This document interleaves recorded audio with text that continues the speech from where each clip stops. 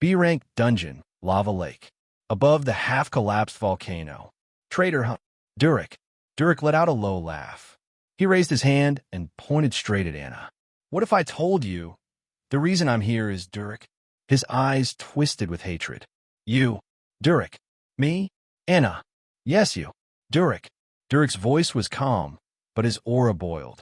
If you had never appeared in my life, I would have never fallen for you. If you had never existed, I would have never betrayed Master. You're the reason I fell. You're the reason I hate humans. Durik. His expression grew more distorted with every word, a crazed grin spreading across his wolf-like face. I thought I'd have to wait a long time for my revenge. But then you show up in front of me without me lifting a finger.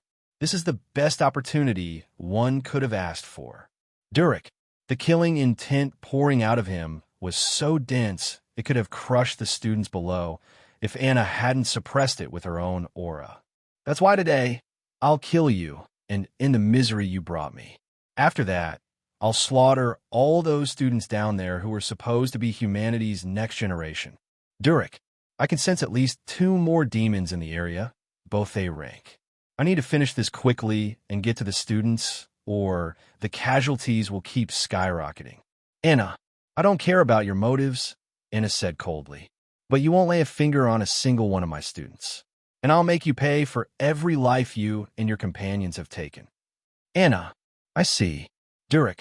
Durik stopped beating his wings. He lifted his great sword to the sky.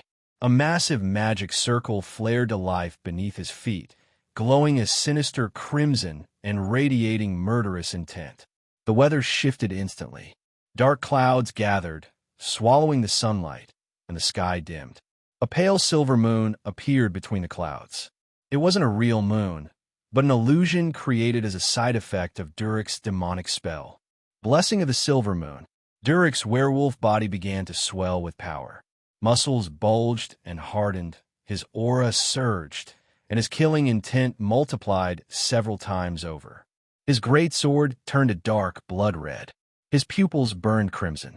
All of this happened in just 3 seconds. If you refuse to die, I'll make sure you do. Durik. He vanished. To an ordinary person's eyes, that's what it would look like. Compared to Zhang's movement, Durik's speed was like a jet compared to a crawling snail. I'd like to see you try. Anna. Even in the face of his overwhelming speed and power, Anna didn't flinch. She simply raised her wand and activated her own trump card. Fire Domain. Domain. When a human reaches S rank, they awaken a personal domain. A domain allows its user to sense and predict enemy movements, temporarily boosts all stats, and amplifies their attacks within its range. Flames surged around Anna as her domain expanded, covering the battlefield. She pointed her wand toward the sky. Master rank fire magic, Fire Dragon's Descent. A gigantic magic circle appeared behind her. From its blazing pattern, a dragon of pure blue fire burst forth. It was massive, the size of a young dragon, just shy of adulthood. Of course, it wasn't a real dragon, but a construct formed from condensed fire elements. Anna leveled her wand at Durik. Go! Anna! The flame dragon roared in dove. Waterfall area. What do we do? There are so many red ogres, and they're still multiplying. Ria. Ria's voice trembled as she stared at the horde closing in from all directions. Lia, however, kept her eyes on the monsters and answered calmly. Don't panic. It'll take more than this to bring down the glorious sword of the Silver family. Lia. Body strengthening. Blessing of aura. Silver Lion's protection. Silver Lion, a divine spirit shrouded in legend. It said the founder of the Silver family formed a contract with the Silver Lion and received its blessing.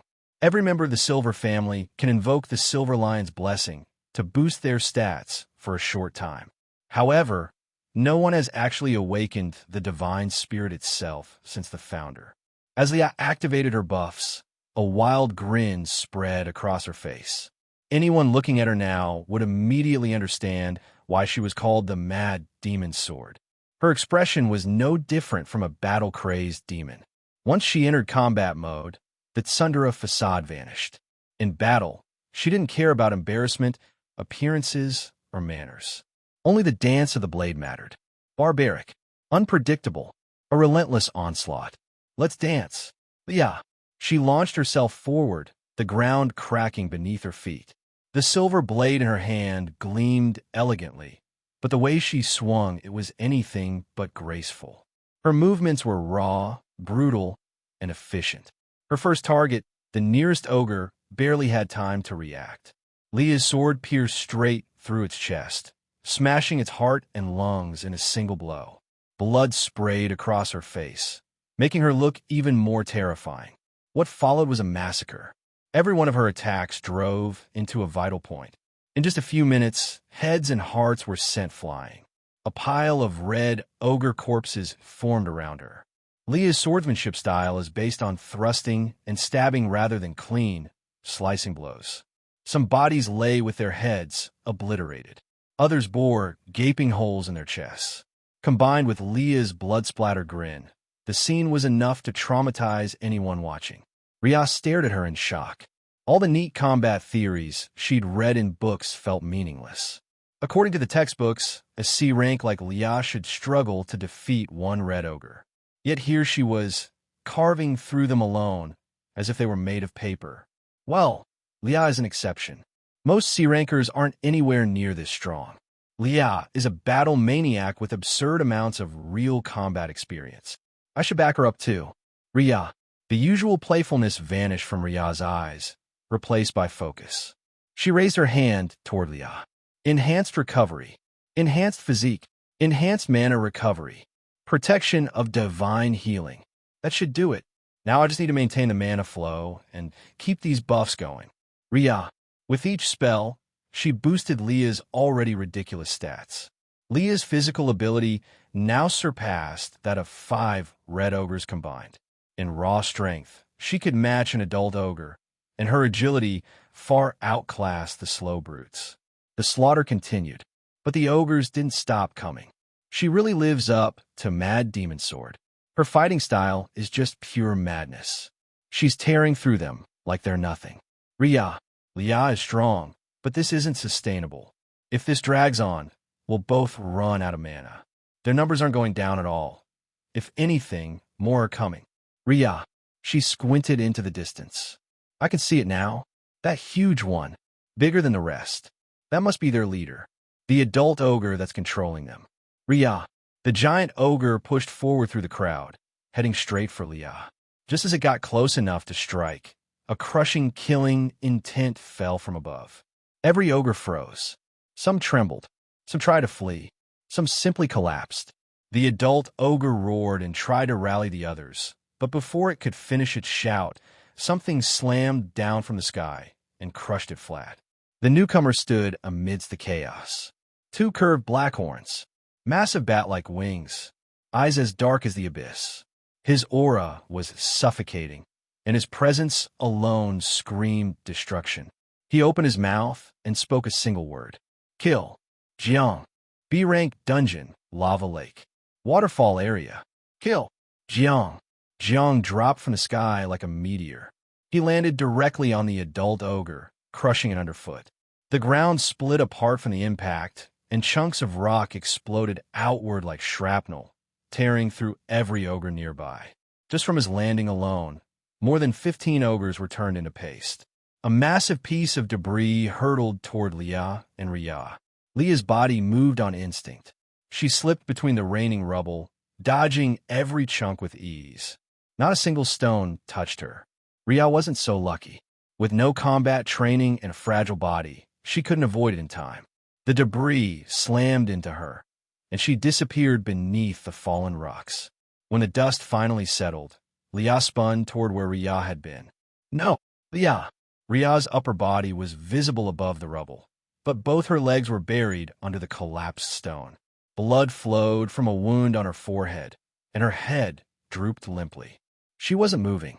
TSK. I shouldn't have dodged. That was a mistake. Leah gritted her teeth and stepped forward to pull Riaz out. She didn't get the chance.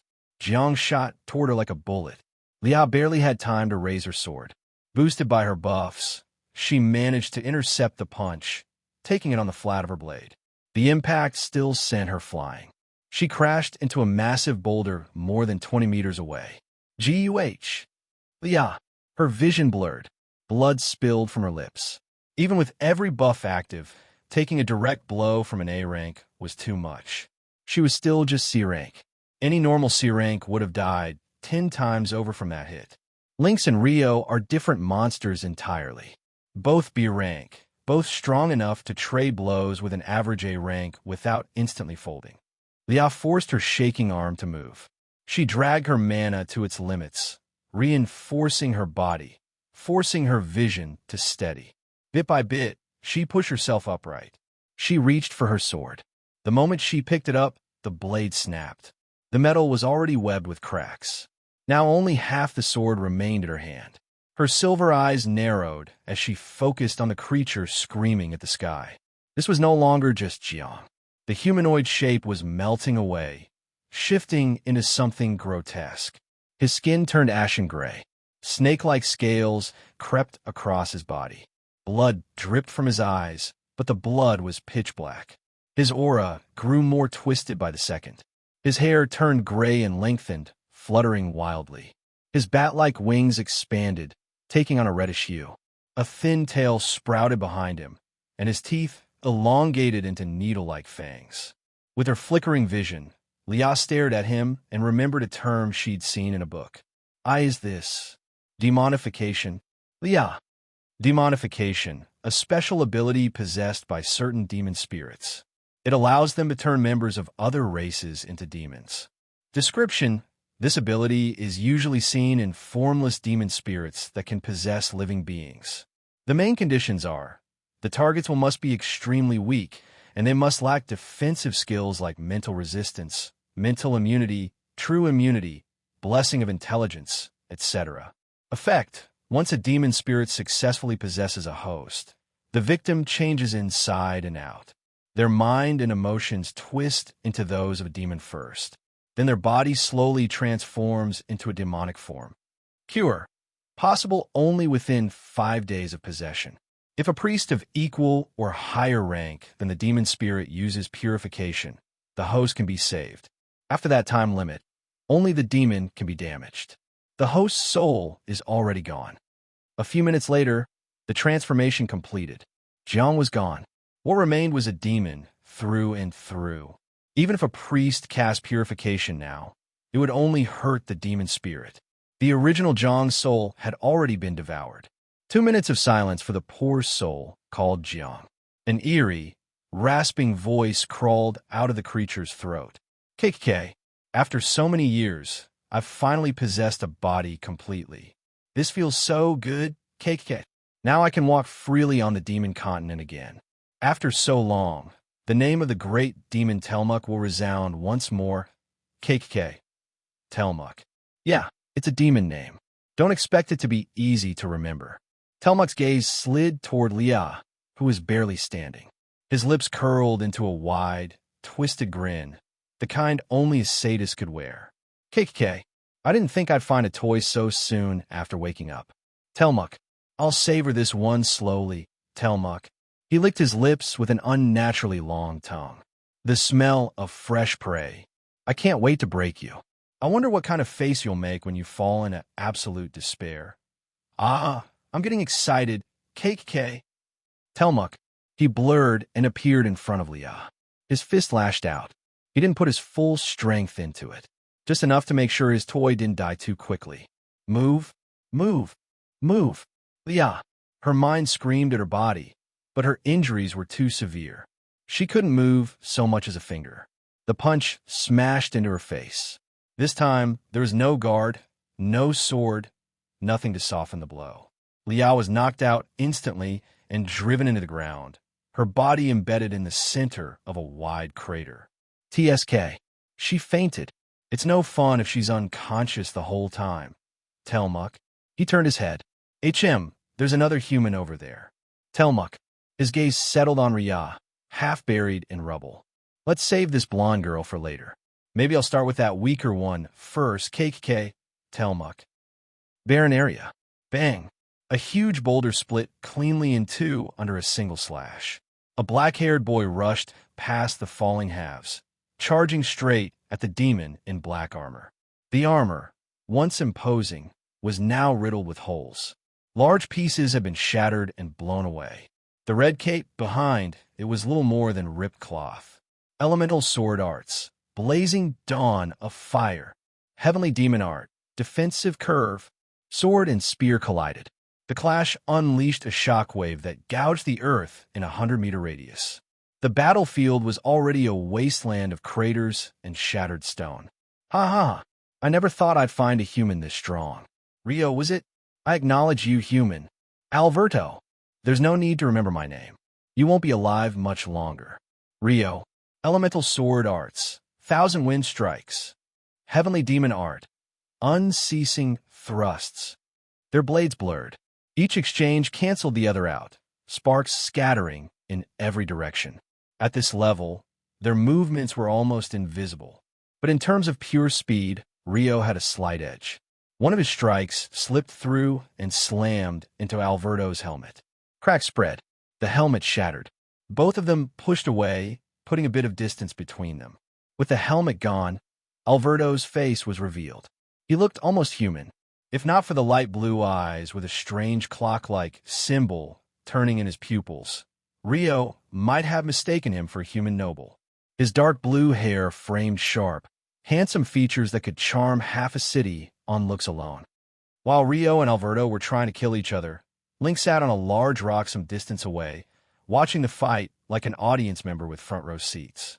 I'd love to fight that guy too, but Rio said this is his fight. Link, he sighed. Even if I joined in, he's too fast. I can't keep up with the attack speed. I've got the edge in raw strength, sure, but... Link, he watched another exchange, the air splitting around them. Still, Rio can handle him. No need to worry. He can even beat me, after all.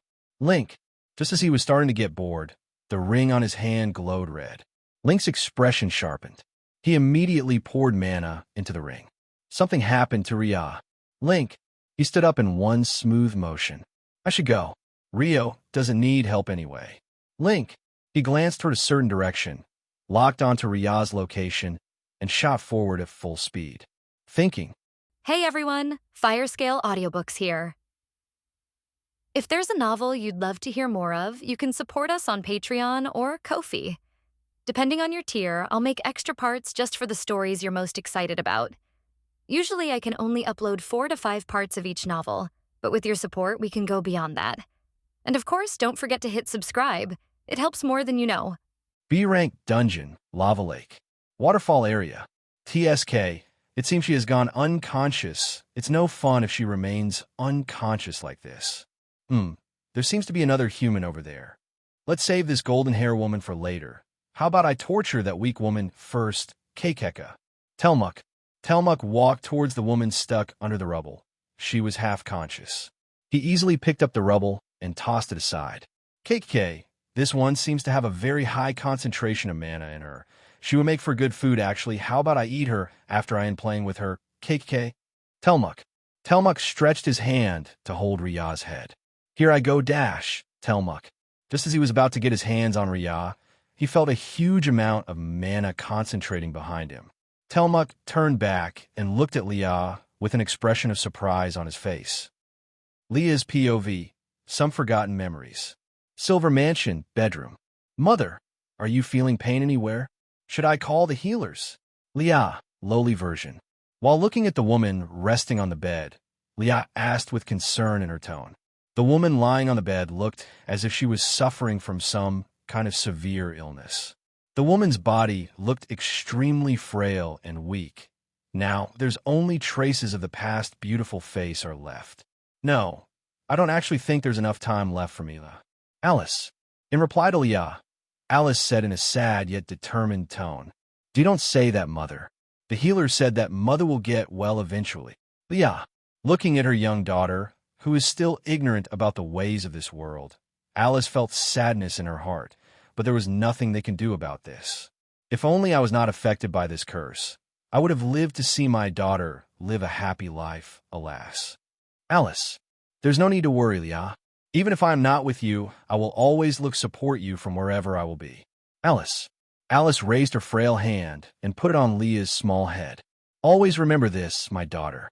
There always comes a time in your life where you have to use every ounce of your will to move forward in life, even if it is difficult to forget or move on. Alice, I hope you will live a happy and great life. I will always give my blessings to you. After all, you are my one and only precious child. Alice. A beautiful smile appeared on Alice's face, and her hand slowly lost its strength, falling down from Leah's head. The once beautiful eyes are now slowly closed while the relaxed smile appeared on Alice's face. The next day, Alice's funeral. Young lady, your father is not coming to the funeral. He is busy with work. An S-rank gate has suddenly appeared, so you should stop waiting for him. Butler. Leah took one last look at the entrance and then left. The previous immature and ignorant young girl in her has already matured to become determined and strong. Her eyes could be seen filled with determination. I must become strong enough to destroy any curse so that I never lose anyone close to me. Leah. After a year, Leah's private training room. Why? Why can't I just become strong? What's wrong with me? Leah. Frustration and anger could be seen on Leah's face. She was screaming while slashing her sword at the practice golems. Despite her saying that she was not strong, she was already far stronger than her peers of the same age. Her swordsmanship has improved tremendously. You could say she has much more talent in swordsmanship than her father once had. She is indeed destined to become an extremely strong person in the future, but, milady, as if said, becoming strong is a slow and steady process. No one becomes strong overnight. You should calm down. Mel, Leah's personal maid.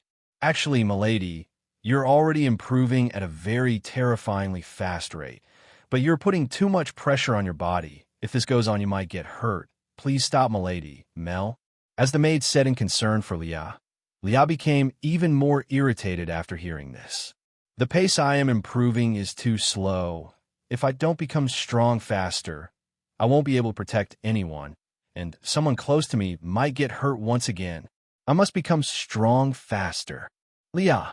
After saying that, Leah started to destroy more golems and practice her swordsmanship even more. She often even skipped meals to practice her sword arts. Not only this improved her mastery of the sword, but it also increased her understanding of the silver sword arts. Eventually, Leah created the type of swordsmanship that suited her the best while using the silver sword arts as the base form. She created unique methods of stabbing and thrusting. Every time she looking at the majestic lion spitting out curses one after the other, Leah was very surprised. She was wondering if this guy really is a divine spirit or not.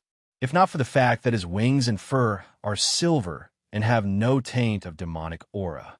Leah might have thought that this guy is secretly a demon spirit like Telmuk. After a while, Kai realized that Leah was listening to his curses. He stopped his roasting session. Cough. Forget it. Let's leave these things aside for now. We have a more pressing matter in hand right now. Kai. Kai raised his huge paw and gently placed it on Leah's head. His divine mana slowly started to flow toward Leah. It's time to wake up. We should deal with that oversized bat flapping around outside first. We can talk later in peace. Kai. Leah. Leah wanted to ask more questions, but Kai silenced her, saying, Don't worry. I will answer all your questions later. Let's kick that oversized bats as asterisk first. Kai.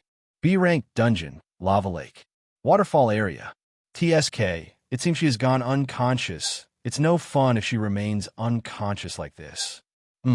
There seems to be another human over there. Let's save this golden hair woman for later. How about I torture that weak woman first, Kekeka? Telmuk. Telmuk walked towards the woman stuck under the rubble. She was half-conscious. He easily picked up the rubble and tossed it aside. KK, this one seems to have a very high concentration of mana in her. She will make for a good food, actually. And how about I eat her after I end playing with her? KK. Telmuk. Telmuk stretched his hand to hold Riya's head. Here I go, dash, Telmuk. Just as he was about to get his hands on Riya, he felt a huge amount of mana concentrating behind him. Telmuk turned back and looked at Leah with an expression of surprise on his face. A huge amount of mana was flowing toward Leah, and the concentration of Leah's mana was increasing at an immense speed. Anyone who knows how difficult it is to concentrate your mana would know how terrifying this scene is. Warning, massive detail bombs ahead. Proceed with caution. For any awakened, the amount and concentration of the mana in their body is a very big factor in determining their rank and strength both. The more concentrated your mana is, the stronger your attacks will be, and thus more damage output would be possible. The base factor on which your talent is decided is that how much mana your body can handle at max, and how much concentrated you can make your mana at your body's maximum capacity. This is also why those born with bodies with low mana capacity are considered less talented and at most can only achieve rank E in their lifetime. Just like how Fade used to be without his cheat system. The reason why it is nearly impossible to increase your talent is that it is already determined at birth. The day you are born, it is already decided how much mana your body can hold. This is the basic principle of this world.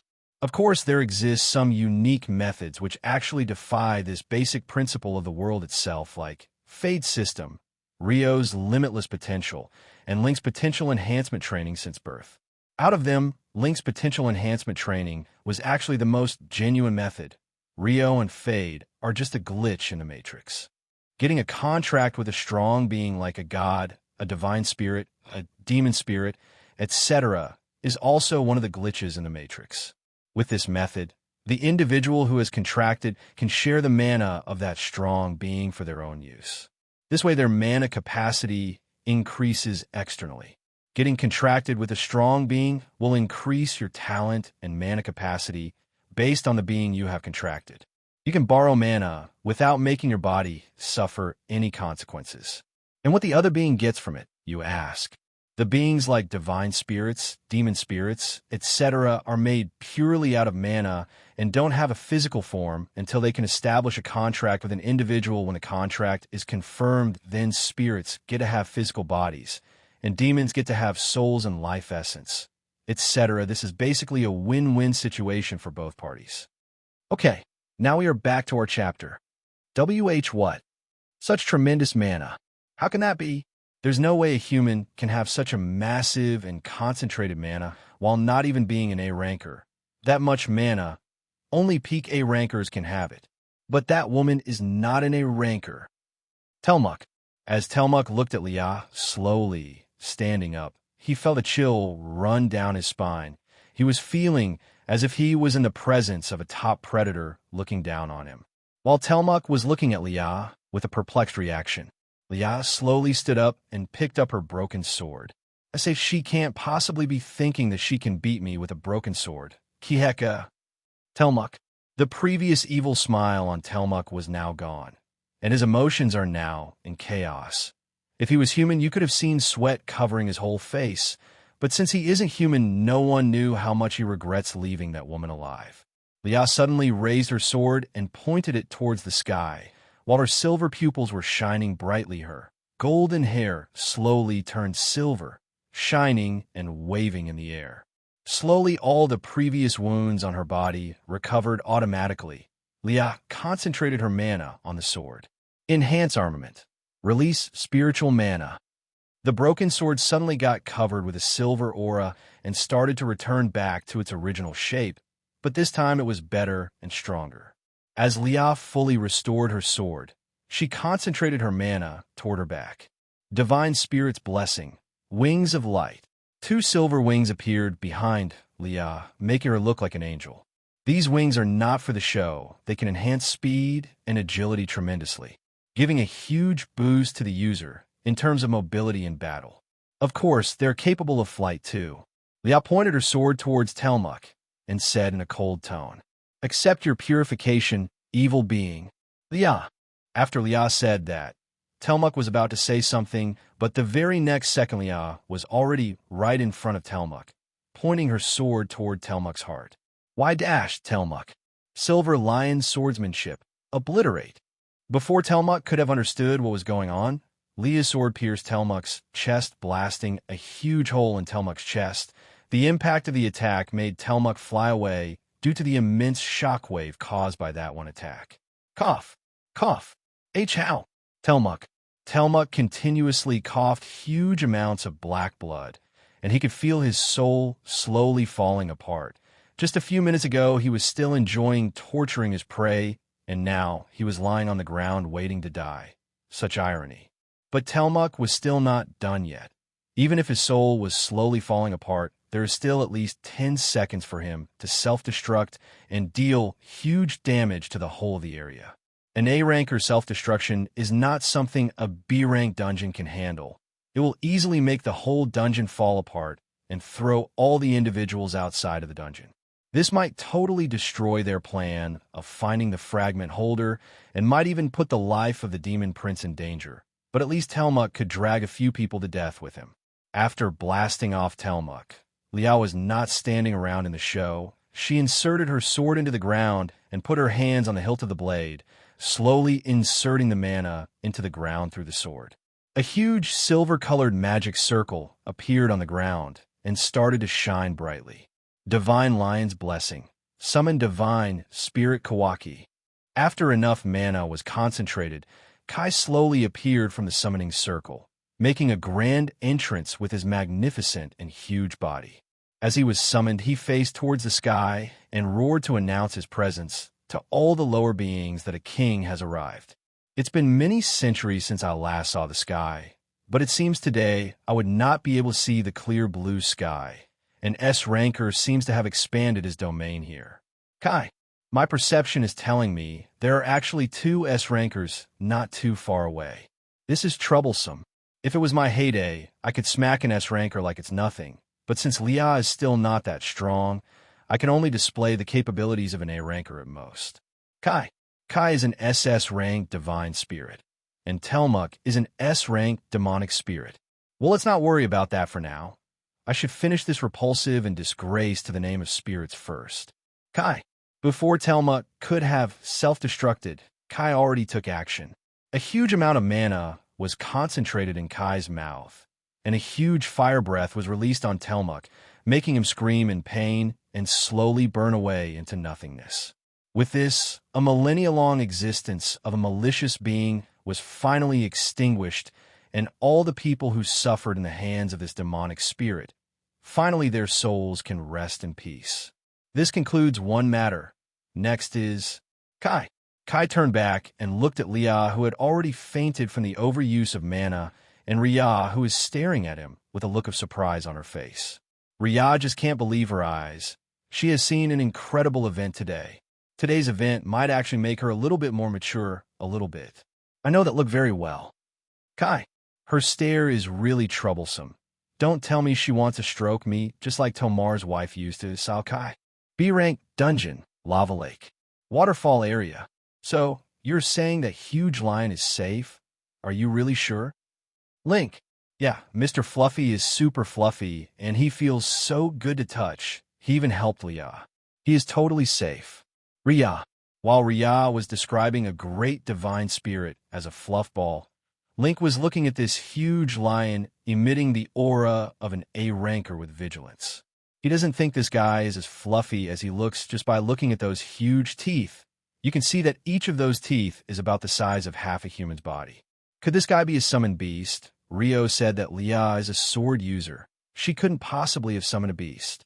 Link looked at Kai, then looked at the unconscious Lia lying on his huge back, sleeping like a baby, and said, "Hey, you know, you would be in great trouble if a certain person saw you sticking so close with Lia." Link. Grr. Kai.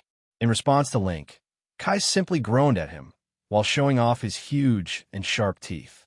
Well, never mind. Link. Looking at Kai's huge teeth, Link just shrugged his shoulders and maintained a distance of 5 meters from Kai. Let me tell you all a secret. Actually, Link doesn't like animals at all. He hates animals like dogs, cats, etc., because he has past trauma of them. Animals also don't like him either and don't generally come near him. Link looked at Ria, who was looking at Kai with admiration and stars shining in her eyes, as if she really wants to pet Kai. This made Link sigh in relaxation. At least, she is safe. I can't believe they actually fought an A-rank demon and won, but since they are both safe, then it's okay.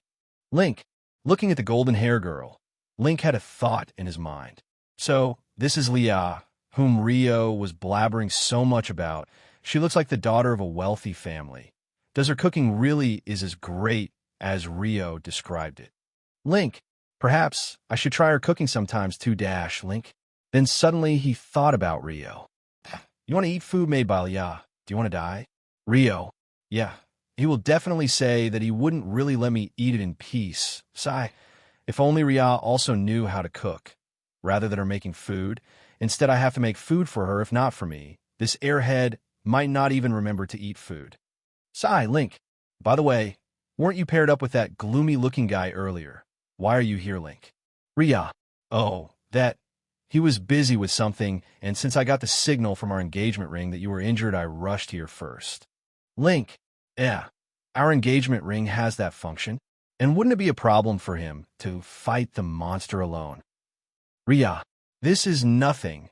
Our engagement ring can detect each other's location and can even be used as a method for carrying out emergency teleportation when the need arrives. Link. And you don't have to worry about Rio. He can take care of himself.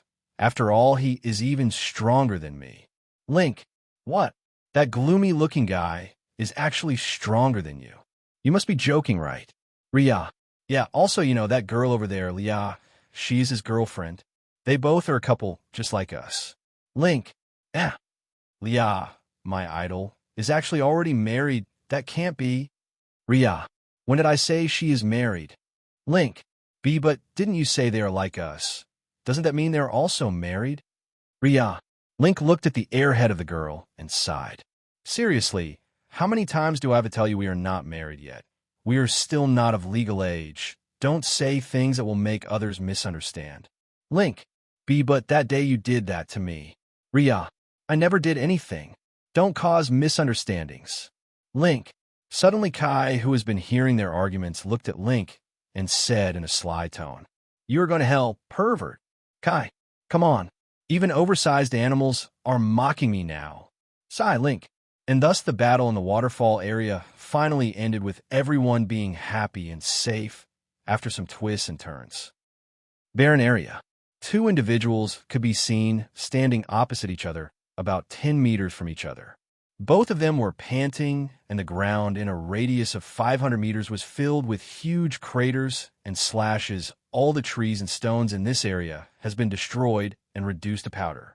Alberto's armor has long been destroyed to pieces, and there are several holes in his chest that are still healing at a terrifying speed. His hands has already been cut off many times, but it was growing back again at immense speed, and it didn't take it even a single second to grow back fully. He fully healed his body back in just a few seconds, yet his extremely handsome face remained extremely serious. He knew that even with this cheat-like regeneration ability, he was still not in a good situation. I acknowledge that it was indeed me who ordered that massacre you're talking about, but that's just one of the many massacres I've done. There's really no point in making me feel sympathize for it. Alberto, but I also acknowledge that you are indeed a very strong human, Rio. If you are allowed to grow, you can reach immense heights in the future. After all, you have been able to hold your ground against an A ranker, even though you are still a B ranker. Alberto, although you look like an average human and don't have any noticing features, you are indeed talented. And this talent is a threat to my future plans. You have wasted a huge amount of my time, and because of you, I still haven't found the holder yet. Alberto, you are a thorn in my way, and I must destroy you right here, right now. Alberto, you have fought well until now, but now you are running out of time. I'm still in full health, and look at you. A broken left hand, a shattered left eye, several broken ribs, and a hole in your heart. Do you really think you can still win? Alberto. As Alberto said, Rio has been injured too much by Alberto just because of one single skill. That is time acceleration, a skill that can only be used by royal demons. This skill can make the user extremely fast by speeding up the time for him when used in combat. Although this skill is ineffective on Rio, due to his true immunity, Alberto can still apply it to himself. This made him so fast that he outmatched Rio instantly. And unlike Alberto, who has instant regeneration, Rio doesn't have such a thing. He doesn't have plot armor, so no one is going to come and save him either. It seems that Heavenly Luck has carefully planned this situation for Rio. Even Link has been sent away, and there's no one to get help from either. Such coincidences don't occur so commonly.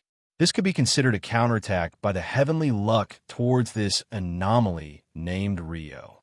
If he doesn't do something, he might actually end up dead today. I will always remember your name. Now, ITS time, TO die. Alberto. Time acceleration. Heavenly demon spear arts. Chaos thrust. Just as Alberto was about to pierce Rio's heart, a slight smile appeared on Rio's face, and his pitch-black eyes that were looking downward finally looked at Alberto. Got you. Elemental sword arts. Flame dragons roar.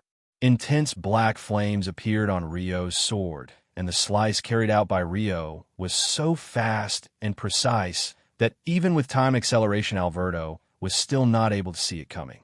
He had already dropped his guard when he thought that Rio was not able to move anymore.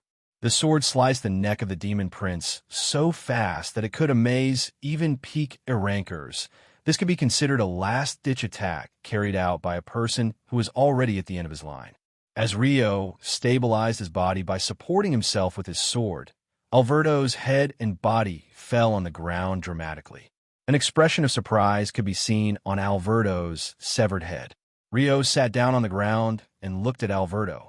I never expected a B-rank human would be able to destroy such a strong clone of mine. Well, it seems I will have to meet you in my real body one day. Rio flash. Alberto, as he said that the cloned body slowly turned into particles of light and disappeared into nothingness. Rio looked at the light particles disappearing and heaved a huge sigh in relaxation. He brought out the perfect rank healing potion, which was given by the Academy on the day after the entrance ceremony. It seems I won't be able to save this potion, sighed Rio. Without hesitation, Rio drank that potion. B-rank dungeon, lava lake. Above the half-destroyed volcano, a huge dragon made of pure blue flames could be seen rushing toward a demon brimming with an evil aura around him. This scene is so eye-catching that anyone looking at the sky can see that huge dragon from the corner of the dungeon space all the way in the center. The mana of the whole dungeon was slowly concentrating on the central area, where two S-rankers were about to collide their attacks. Durik looked at the huge dragon with killing intent and rushed at it with his greatsword, which was covered by a layer of blood-like aura from Durik. Also, the silver moon he pulled out was enhancing his stats by a huge margin. In just a fraction of a second, Durik and the huge fire dragon collided with each other. Durik tried to destroy the core of this magic by targeting all his power, but he failed to even reach close to it. The huge fire dragon was cut in half by Durik's previous strike, but it instantly recovered and rushed forwards unceasingly. Eventually, it engulfed Durik in those intense flames, which were actually hotter than the flames on the surface of the sun itself. The flames collided with the volcano below and destroyed the rest half of the volcano, creating a huge crater in the place of the volcano. Slowly, the flames diminished, and Durik could be seen lying unconscious in the middle of the huge crater. That was actually very close. I have spent 70% of mana already. The spell was strong, but cost too much mana. After all, I had to keep it controlled so that the damage doesn't reach the students too. Anna. There's a huge myth that it takes huge amounts of mana to use a master rank spell. This is actually not right. The huge amount of mana is used because it is very difficult to control, and making it very more controllable like Anna did would cost extra mana. The main attack of the flames takes only a little more mana than the advanced rank spells. But at least this guy is fainted now. I just need to evacuate the students out of this place. Anna. Just as Anna was about to go and look for the students, her senses told her of incoming danger. She immediately dodged the attack, yet she got a small cut on her shoulder, making her hand bleed. How does it feel to bleed? Tell me, doesn't it feel exciting? Durik. Anna looked at Durik, whose wing has been destroyed, and the other one has several holes in it. His face is also half burnt, and his left hand seems to be missing. It seems he sacrificed his left hand to recover. He must have used the forbidden demon art. Sacrifice. This is troublesome. Why is he going so far? He is really hell-bent on killing me. Fine, I'll give you a fast death. Anna. Looking at Durik smiling in madness, Anna's face turned cold. She pointed her wand towards her left hand. Advanced rank fire magic. Divine flames of healing. After covering her left arm with the flames of healing, Anna pointed her wand toward Durek. Master rank fire magic. Unquenchable flames of phoenix. A huge magic circle covering the whole central area of the dungeon appeared in the sky. The circle lit up brightly with concentrated magic shining like gems. Suddenly a phoenix flew out of the magic circle. It circled around Anna twice, and then instantly launched towards Durek, who was preparing his attack. I won't fall for it twice. Durek. Forbidden demon art. Sacrifice, life essence. Increase speed. Every forbidden demon art contains the name of the particular art, like sacrifice in this case, the thing that is sacrificed to gain like life essence in this case, and lastly the thing gained from the sacrifice like increased speed in this case. The downside of these things is that you sacrifice too much and gain less. Durek's speed increased tremendously by sacrificing his life essence of 30 years on this single spell. For any ordinary person, sacrificing 30 years of his life might be a huge problem, but for an S ranker who can live for 500 to 800 years easily, this is nothing to worry about. Not to mention demons can live longer compared to humans. Durek avoided the Phoenix's attack trajectory instantly by using his enhanced speed. He then rushed towards Anna. Humph, you think a master rank spell can be avoided by just simply dodging? How idiotic. It seems you have never fought an S rank fire mage before. Anna. The Phoenix changed its direction immediately, and rather than decreasing, its speed increased instead. The Phoenix flapped its wing and rushed towards Durek, making Durek try to avoid it once again. Durek continuously dodged the Phoenix with his enhanced speed several times, but the Phoenix adjusted its direction each time and became even faster every time he dodged. Eventually, after dodging the Phoenix about 100 times and failing to attack Anna 300 times, the Phoenix finally caught up to Durek, and the unquenchable flames touched Durek's body. All this happened in just 3 seconds. The very moment the unquenchable flames touched Durek's body, his whole body started to feel extreme pain from the flames. This is no mere body pain. This pain generates from the soul itself. The immense pain from the burning of his soul made Durek scream at the top of his lungs.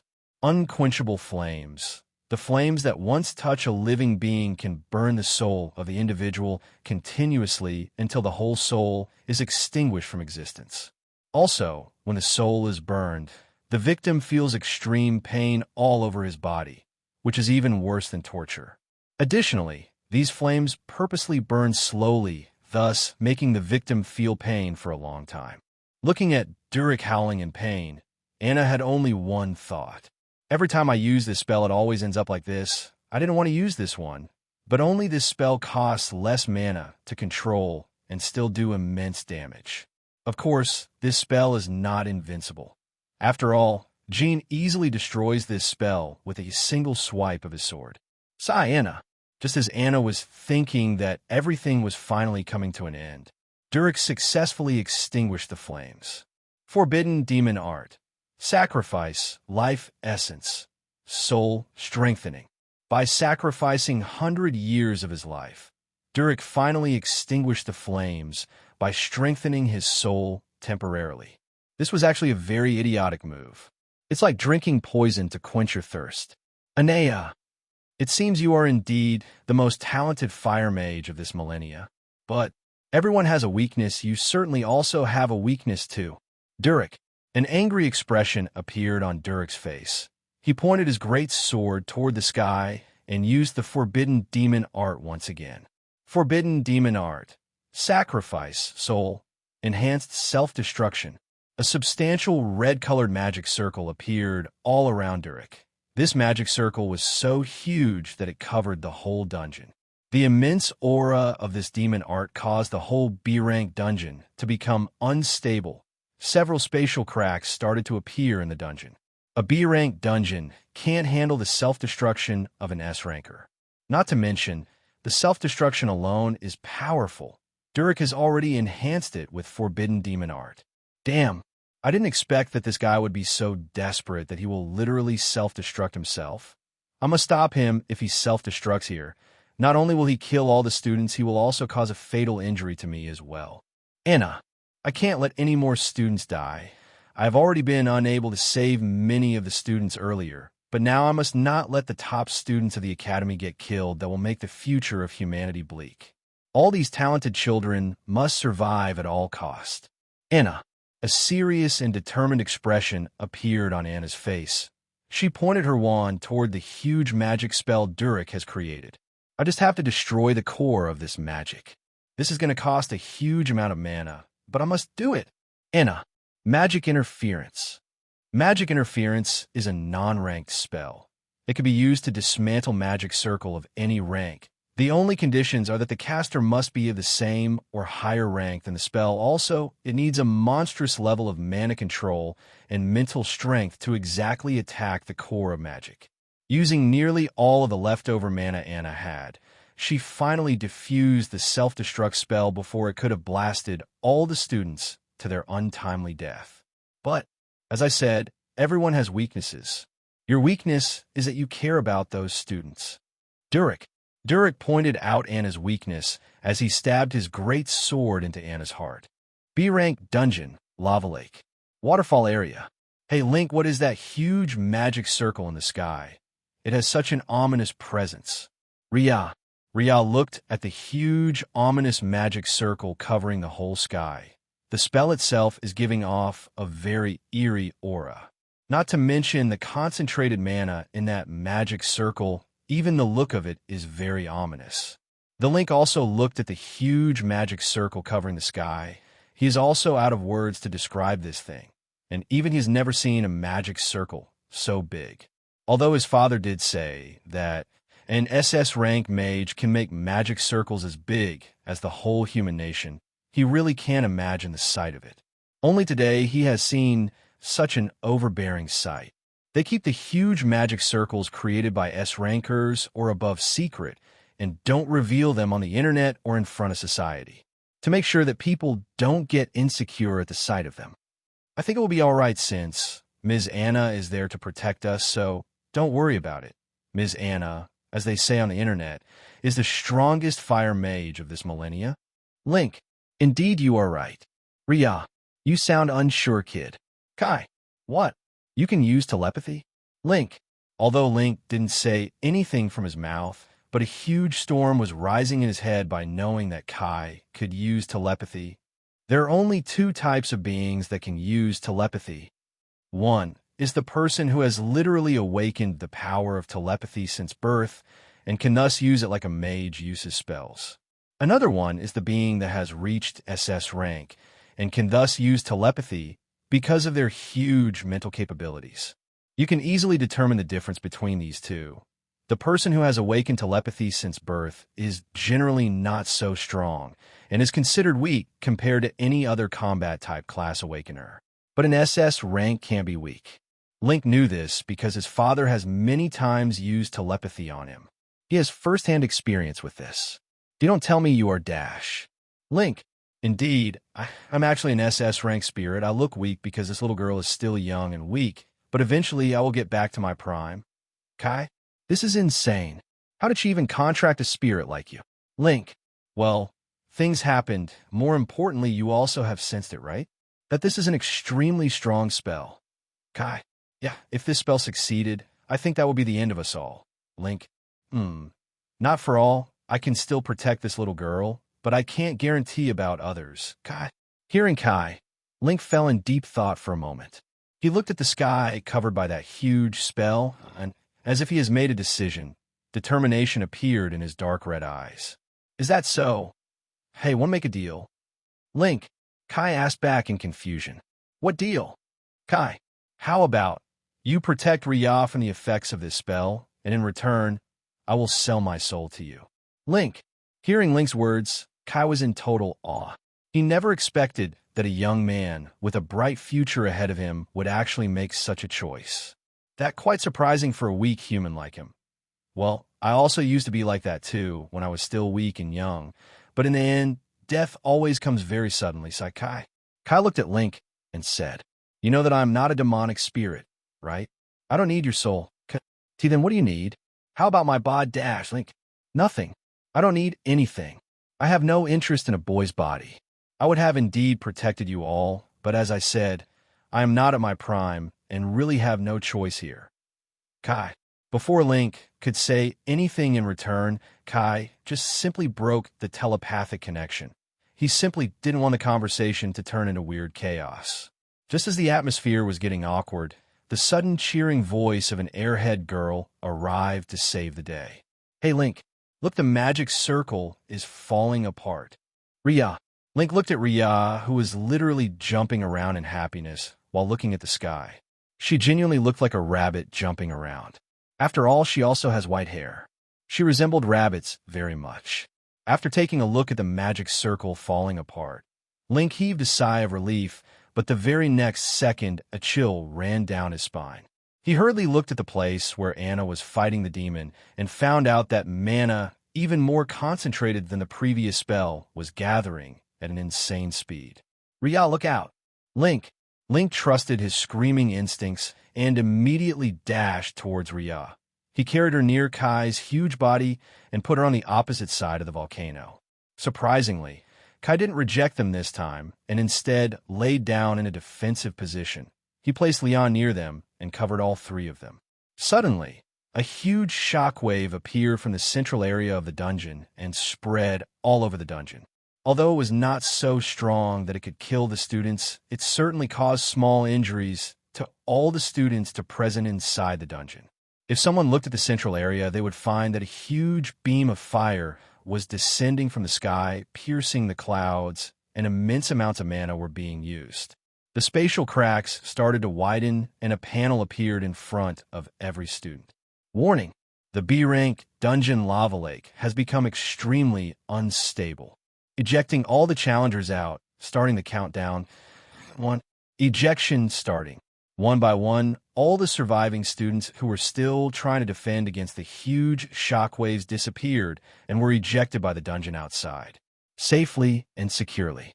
After all the individuals, the dungeon started to fall apart. The spatial cracks increased in size tremendously, and all the matter was reduced to nothingness.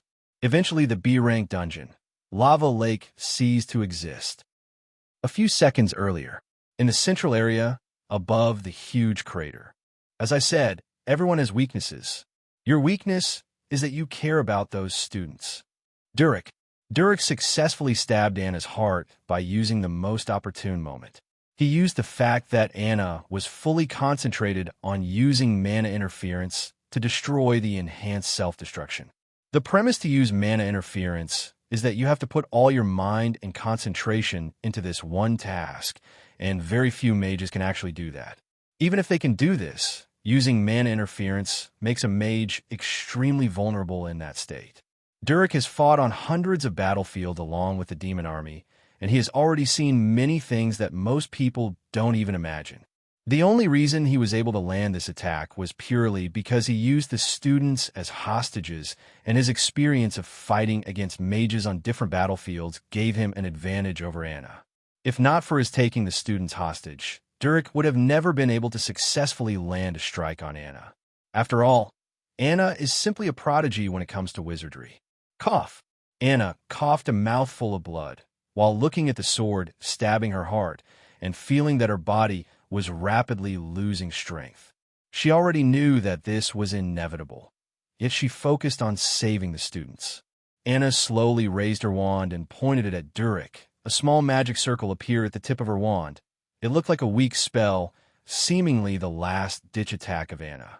Looking at Anna, struggling to move, Durik twisted his sword and scoffed at her, saying, "It's useless, Anna.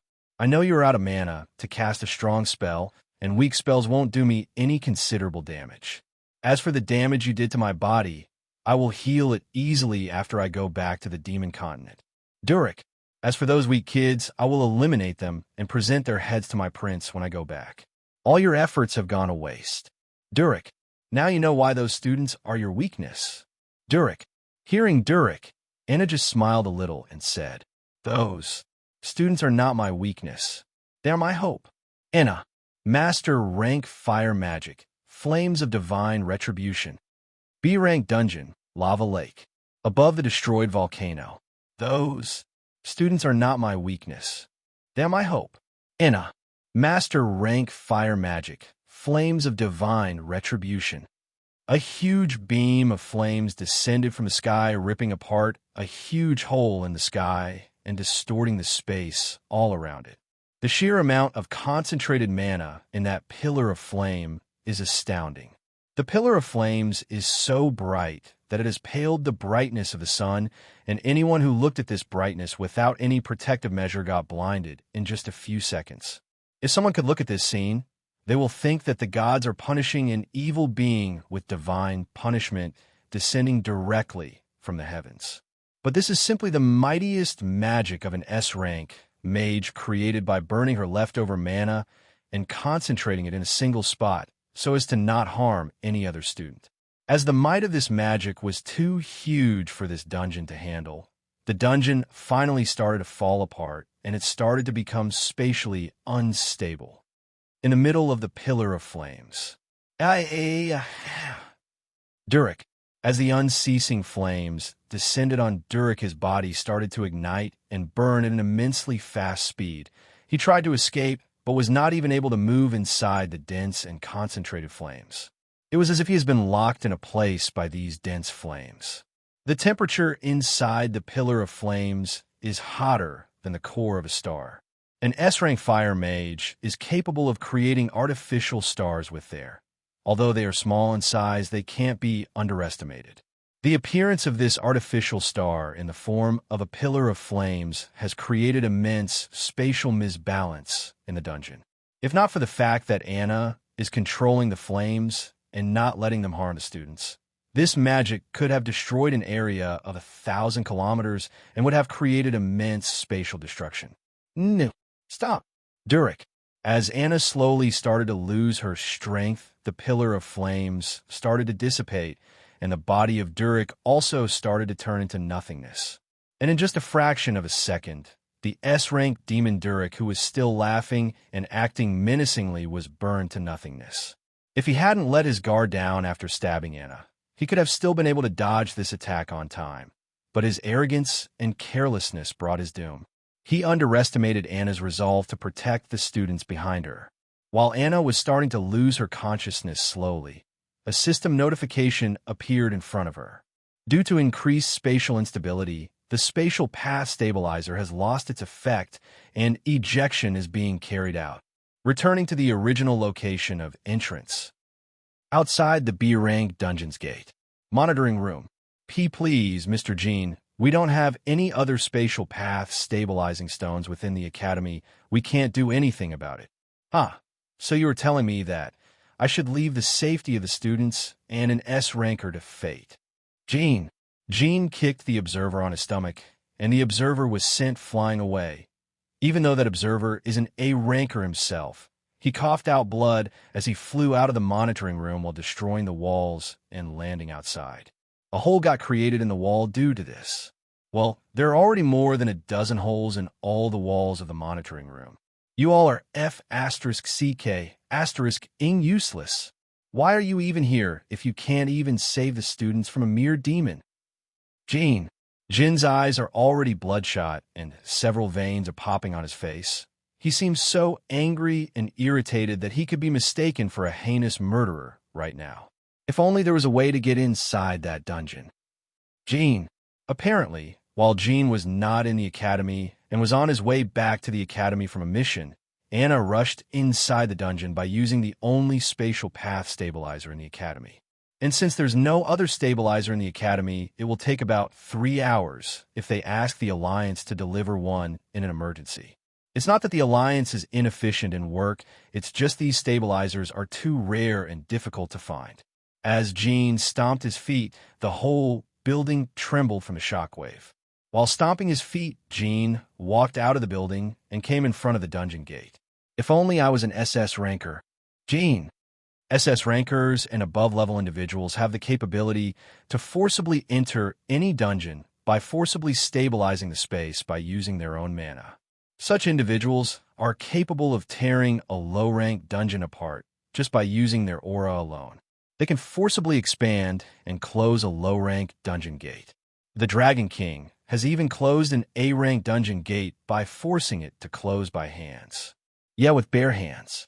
He is famous for slapping dungeon gates close below S-rank. An SS ranker can't close an S-rank dungeon gate forcibly, but below an S-rank gate can be treated like toys. Ironic, isn't it? While Jean was looking at the dungeon gate, suddenly he felt spatial instability in the dungeon gate, and he immediately stepped back. Just after Jean stepped back, the dungeon started to throw the students out of the dungeon gate like a cannon throwing cannonballs. The students were launched outside. Some collided with the floor, and some collided with the walls. While most of the students ended up kissing the floor, stronger students who were ranked above 20 stabilized themselves after being kicked out. Link even did a flip in the air and landed perfectly, making him look cool. While he was still looking around, Rhea flew out of the dungeon and collided with him, making him kiss the floor too. Rio got thrown out of the dungeon, but his quick sense helped him land perfectly too. But he was not flashy like Link. Rio immediately used his sensing technique to sense the surrounding. Where's Leah? Rio. As Rio was still thinking, Leah flew out of the dungeon, but unlike others, she was not thrown out. A silver aura was carrying her slowly and stabilizing her in the air. The silver aura helped Leah to land on the ground by gently laying her down. Rio walked towards Leah and checked her pulse on her wrist. She's okay, it seems. Perhaps she's just tired. I wonder what happened, but what is this strange aura around her? Well, we'll ask her when she wakes up. Rio. In a corner, Liam could be seen standing looking at the dungeon gate. He could be seen sighing heavily. Why are you sighing? Are you still worried about that nasty woman? No, I'm just trying to recover. Liam, is that so? One by one, all the students who were still alive were thrown out of the dungeon, and most of them were injured. Only a few have small injuries. After a few seconds, all the teachers and staff members also started to gather around the dungeon, and the healers began to gather around. The students who were fatally injured were carried to the healer's office, and those who were not seriously injured started to get treatment on the spot. As Rio looked at all the healers that gathered in just a few seconds, a thought came to his mind. It seems compared to the monitoring staff, the healing staff of the academy is very efficient. What Rio didn't know was that all the healers were being so efficient just because they have seen the wrath of Jean beforehand. They saw that several A-rankers in the monitoring department were beaten unconscious by Jean because they were careless and didn't notice the abnormality with the dungeon beforehand. Where are you? Anna. Where are you? Why are you not coming out? Jean. As time slowly passed, Jin's anxiety increased by every second, and the strange feeling in his heart increased. He has been feeling awful since a while ago. His instincts are telling him that there's something bad going on inside the dungeon. But he is restricted and can't rush to help Anna. Just as Jean was getting impatient, he finally saw Anna being thrown out of the dungeon. Jean immediately rushed and caught Anna in midair as he landed and looked at Anna. His face instantly became pale and ashen, and words refused to come out of his mouth. How can it be? Jean. Severe warning. Those who can't digest the betrayals and have trust issues should not read this chapter. Why make yourself more depressed than you already are? Well, if you still want to read, then read at your own risk. About 25 years ago, the Alliance has yet not made a law of giving subsidies to help the children living in orphanages and slums. Most of the laws to support the poor and weak people were actually first made after the mass human genocide about 20 years before Rio got admitted to the academy. A brief history of the mass human genocide. This incident was carried out by the collision of 3 different races: orc, undead, and demons. These 3 races had made a collision attack on the human race in hope of destroying the existence from the face of the earth. The top-notch people didn't care about the massacre of the people living in the slums until the central area of the human race was targeted. Eventually, humans formed an alliance with the elf and beast peoples, thus finally ending the war with a draw. Nearly 70,000 humans, most of them being from the slums, were wiped out by this interracial war. although other races also suffered huge casualties too. But the loss on the human side was the greatest, as they had lost a few S-rankers in this war. Indeed, the life of those S-rankers was the biggest loss, not the life of those 70,000 people. In order for this situation to never repeat in the future, the law was made that they will start to give minimum education in the slums and several other laws. With the help of Awakeners, they have already reduced the number of poor people by 20% in these past 20 years. Jin's story generally starts about 5 years before all this happened. Jin was born in a decent household, with his parents both being B-rank Awakeners. They both loved each other very much. Jin's future seemed rather promising. He has successfully completed the entrance examination for the greatest academy, and in a few months, he was about to enlist. "Father, where are you going?" "Jin." As Jin looked at his father, standing at the door about to leave for a new dungeon raid, Jin asked in a sad tone, "Oh, I have to go to work? Don't worry, I'll be back in a few days, my son." Jin's father, "But it's my birthday this weekend." "Jin, I will be back before your birthday, my son." Jin's father, "Hey, Jin, you must be a good boy and let your father go to work. He will bring you lots of gifts later. After all, he is going because he wants to buy you gifts." Jin's mother. As Jin's father heard her talking in an annoyed tone, he replied, "Hey, you don't have to talk in such a rude tone in front of the kid." Jin's father, "Then why are you going on such a dangerous raid? Just to buy such an expensive present for Jin? It's too dangerous." Jin's mother, "I have to go. It's important for Jin's future. I must buy him that strengthening potion before he gets admitted to the academy." Jin's father, "I am off now." Jin's father. Jin and his mother both just stood silently as they looked at him, fading away from their sight. Jin's mother was worried sick for him for several days. Jin's birthday came and passed, but his father didn't return, while the anxiety and tension were increasing every day in their house. A group of Barankers who were originally members of the raiding party appeared one day. "I am the leader of the party, Mrs. Walt. I am very sorry to say this, but Mr. Walt has passed away during the raid. He died a valiant death. In order to save the party members as the vice leader, he sacrificed himself. He earlier told me that he wanted to buy a high-class strengthening potion for his son with the money from this raid. Although I can't bring him back in compensation, please take this potion and the money he has earned by saving the life of the party members." The huge shock of that news made Jin's mother depressed. She didn't eat for several days.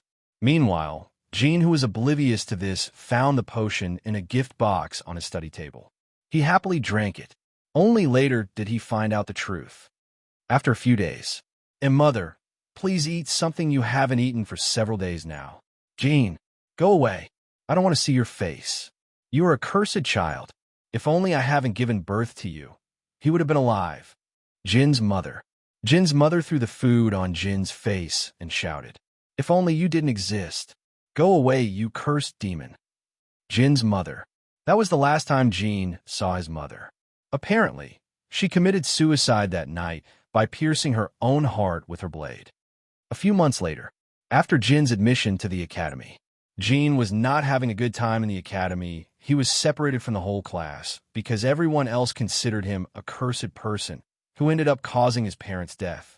Most of the students studying in the greatest academy are from rich backgrounds and have the ability to investigate their fellow students' pasts. Thus, they already found out about his backstory. A few of them created the rumors of Jin being a cursed child, just for fun. Of course, there's not everything bad in Jin's starting days. In his early days at the academy, he made a caring friend himself.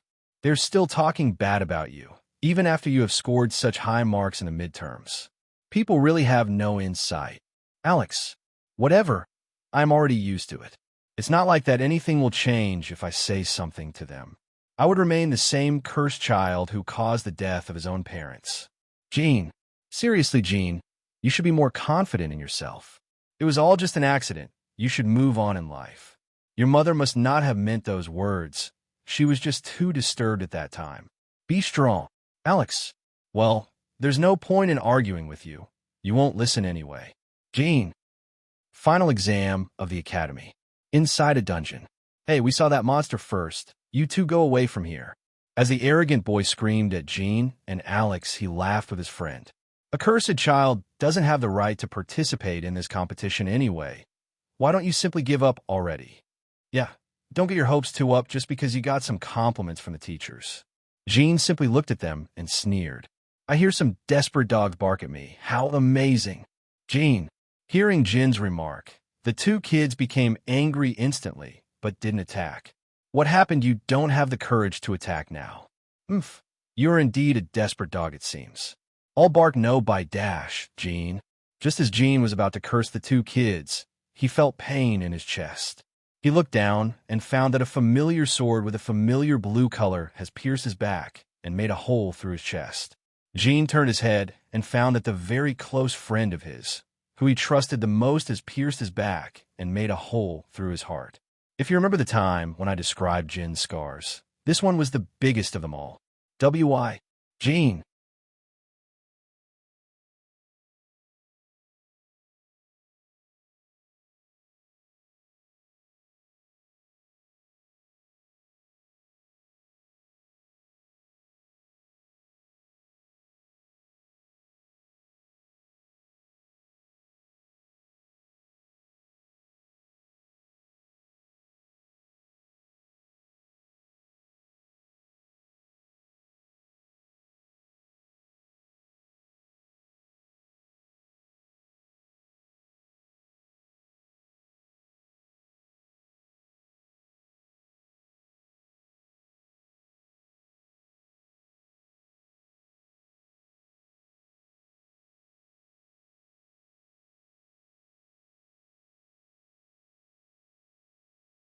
You are too talented, Gene. I hate that immense talent of yours. I have always hated the fact that you are so talented and I am continuously left behind by you. Sorry, Gene, but I hate seeing you progress more than me. Alex. The two kids who were mocking Gene on purpose also had huge grins on their faces. It was as clear as day that these three have collided to plot against Gene. These two distracted Gene, while Alex, who Gene trusted the most, backstabbed him. Alex pulled out his sword and sheathed it. This cave is out of the monitoring range of the teachers. Nobody will know what happened to you, so just peacefully accept your fate, Gene. Alex. As Alex said that, he started to walk towards the exit of the cave, the other two. Goodbye, Gene Walt, the cursed child. Alex. Goodbye, Gene Walt, the cursed child. Alex. As Alex was walking towards the exit of the cave, he suddenly felt mana concentrating behind him. He looked back and found that the cursed child, which he had stabbed through the heart, was still standing, and his mana was concentrated toward his heart. I didn't expect you to betray me too. Alex, what a disappointment. Gene. Gene concentrated his mana to stop the bleeding forcefully and temporarily patched his heart with mana. An ordinary awakener could never do such a feat. Gene has always been extremely talented when it comes to mana control, and he has mastered the ability to manipulate the mana of his body to a great extent. This might sound simple, but forcefully patching your own heart with a mana barrier is no small feat, even if it's temporary. Gene brought out his great sword from his space ring and pointed it toward the three of them. Well, it's not like I expected anything in the first place. Gene, how can that be? Alex. Looking at Gene, Alex panicked and tried to run. He knew he was no match for Gene in the first place, and the only way to take him down was to backstab, but that failed too. Now, there's no other way out but to run and get out of this cave. If they get out of the cave, they will be in the monitoring by the teachers and will be saved from dying. But how could Gene have left them to go after what they did? By the way, Gene still has a sword made out of the bones of 3 individuals in his space ring, although it's unclear how he smuggled those bones out of the dungeon. 20 years before Rio's transmigration, the human vs. Orc War, Northern Cold Valley. A human could be seen standing on the head of the dead body of a huge, giant orc. The orc's body. This orc once used to be an A-ranker and the leader of the Northern Invasion Platoon's commander. However, now this orc is lying down in the middle of a huge crater, peacefully with a great sword pierced through his head. All the previous chaos and loudness of the battlefield has died down all of a sudden. Whether it be human or orc, everyone on the battlefield is looking at the human with shock. But the human didn't care about the odd looks of those around him. He picked up his sword and pointed it towards the sky while saying loudly, "The general of the opponent army has been defeated. Long live the Imperial Human Army." Gene. Yeah, yeah. Everyone cheered up after the opponent was taken down. Just a few minutes ago, that giant orc was raging on the battlefield, trampling over humans like ants. But the next second, a great sword came flying and pierced the head of the orc, pinning him down on the ground and creating a huge crater. The shockwave even killed the weaker orcs around the crater. Hey, look at that cape. That guy must be Gene Walt, the commander of the Northern Defense Command. Indeed, I saw him while I was serving on my previous duty point. He indeed is strong, but what? But that guy is famous for his cruelty on the battlefield, dash. Just as the guy was about to finish his sentence, Gene turned his face towards him and threw his sword. The sword pierced the guy and killed him in an instant. While everyone was still shocked, Gene simply said, "Don't disrespect your superiors and focus on the battle." Gene. Hearing Gene, everyone immediately felt a chill run down their spine. They immediately resumed their battle. With the death of the opponent general, the orc army fell into chaos and started to retreat. "Where do you think you are going? I haven't had enough fun yet." Gene. With a crazed smile on his face, Gene immediately jumped into the retreating group of orcs and started a one-sided massacre of the orcs.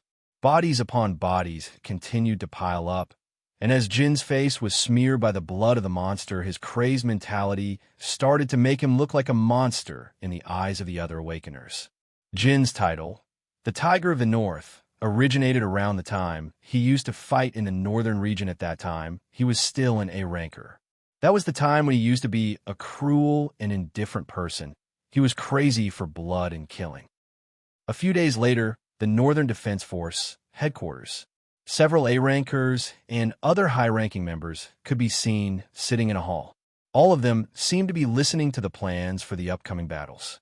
The vice commander is the one describing all the plans, while Gene and everyone else is providing their opinions every once in a while. "So, you're saying that we need to rescue a whole squadron which has been surrounded by the most elite force of the orcs. How come those elite orcs didn't come my way?" Gene. "Well, to tell you the truth, Commander, the last overwhelming loss of the orcs in your hands must have caused them to make a change in their attack strategy. They might be getting help from the demons this time." Vice Commander. "Or this could simply be a way to lure you away from the headquarters to that snowy plain dash." Vice Commander. "Huh. I don't care about what traps they're trying to lay. I will just break through them all." Gene. "Well, but dash." Vice Commander. "No buts. Get the Awakeners ready. We're going to rescue the squadron immediately. Meanwhile, you can take care of the headquarters yourself." Gene. "Okay." Vice Commander. As Gene said that, he immediately dismissed the meeting and walked out of the hall. After he left, everyone else also started to leave the meeting hall one by one. I bet he just wants to fight with those elite orcs. He doesn't even give a damn about rescuing the squadron, sighed Vice Commander. "Well, I have no choice. He might cut me in 2 pieces if I refuse to obey," sighed Vice Commander. The snowy plains of the far north. "Commander, it seems that the squadron is still holding out somehow due to the several fire mages among them. And that mage over there, she must be the squadron leader, Anadat." The person looked beside him after he finished the report and found that Gene has already left and he has been talking to the air the whole time. He sighed in frustration and immediately ordered the other Awakeners to start the rescue operation too. Gene found the area with the highest rank orcs and immediately rushed at them at immense speed. While rushing, he destroyed the pathway, and all the orcs that got his way were killed by the mere air pressure created by his rush. What followed was a one-sided slaughter again. There indeed are some strong orcs to slay. Ha ha. Die, you pigs. Ha ha. Gene. After a few minutes of fighting, the rescue was successfully commenced, and all the Awakeners were now ready to retreat to the nearby post. The only problem was that Gene simply refused to stop the slaughter of the orcs. Commander, the orcs are already retreating. Let's retreat now, too." "Commander."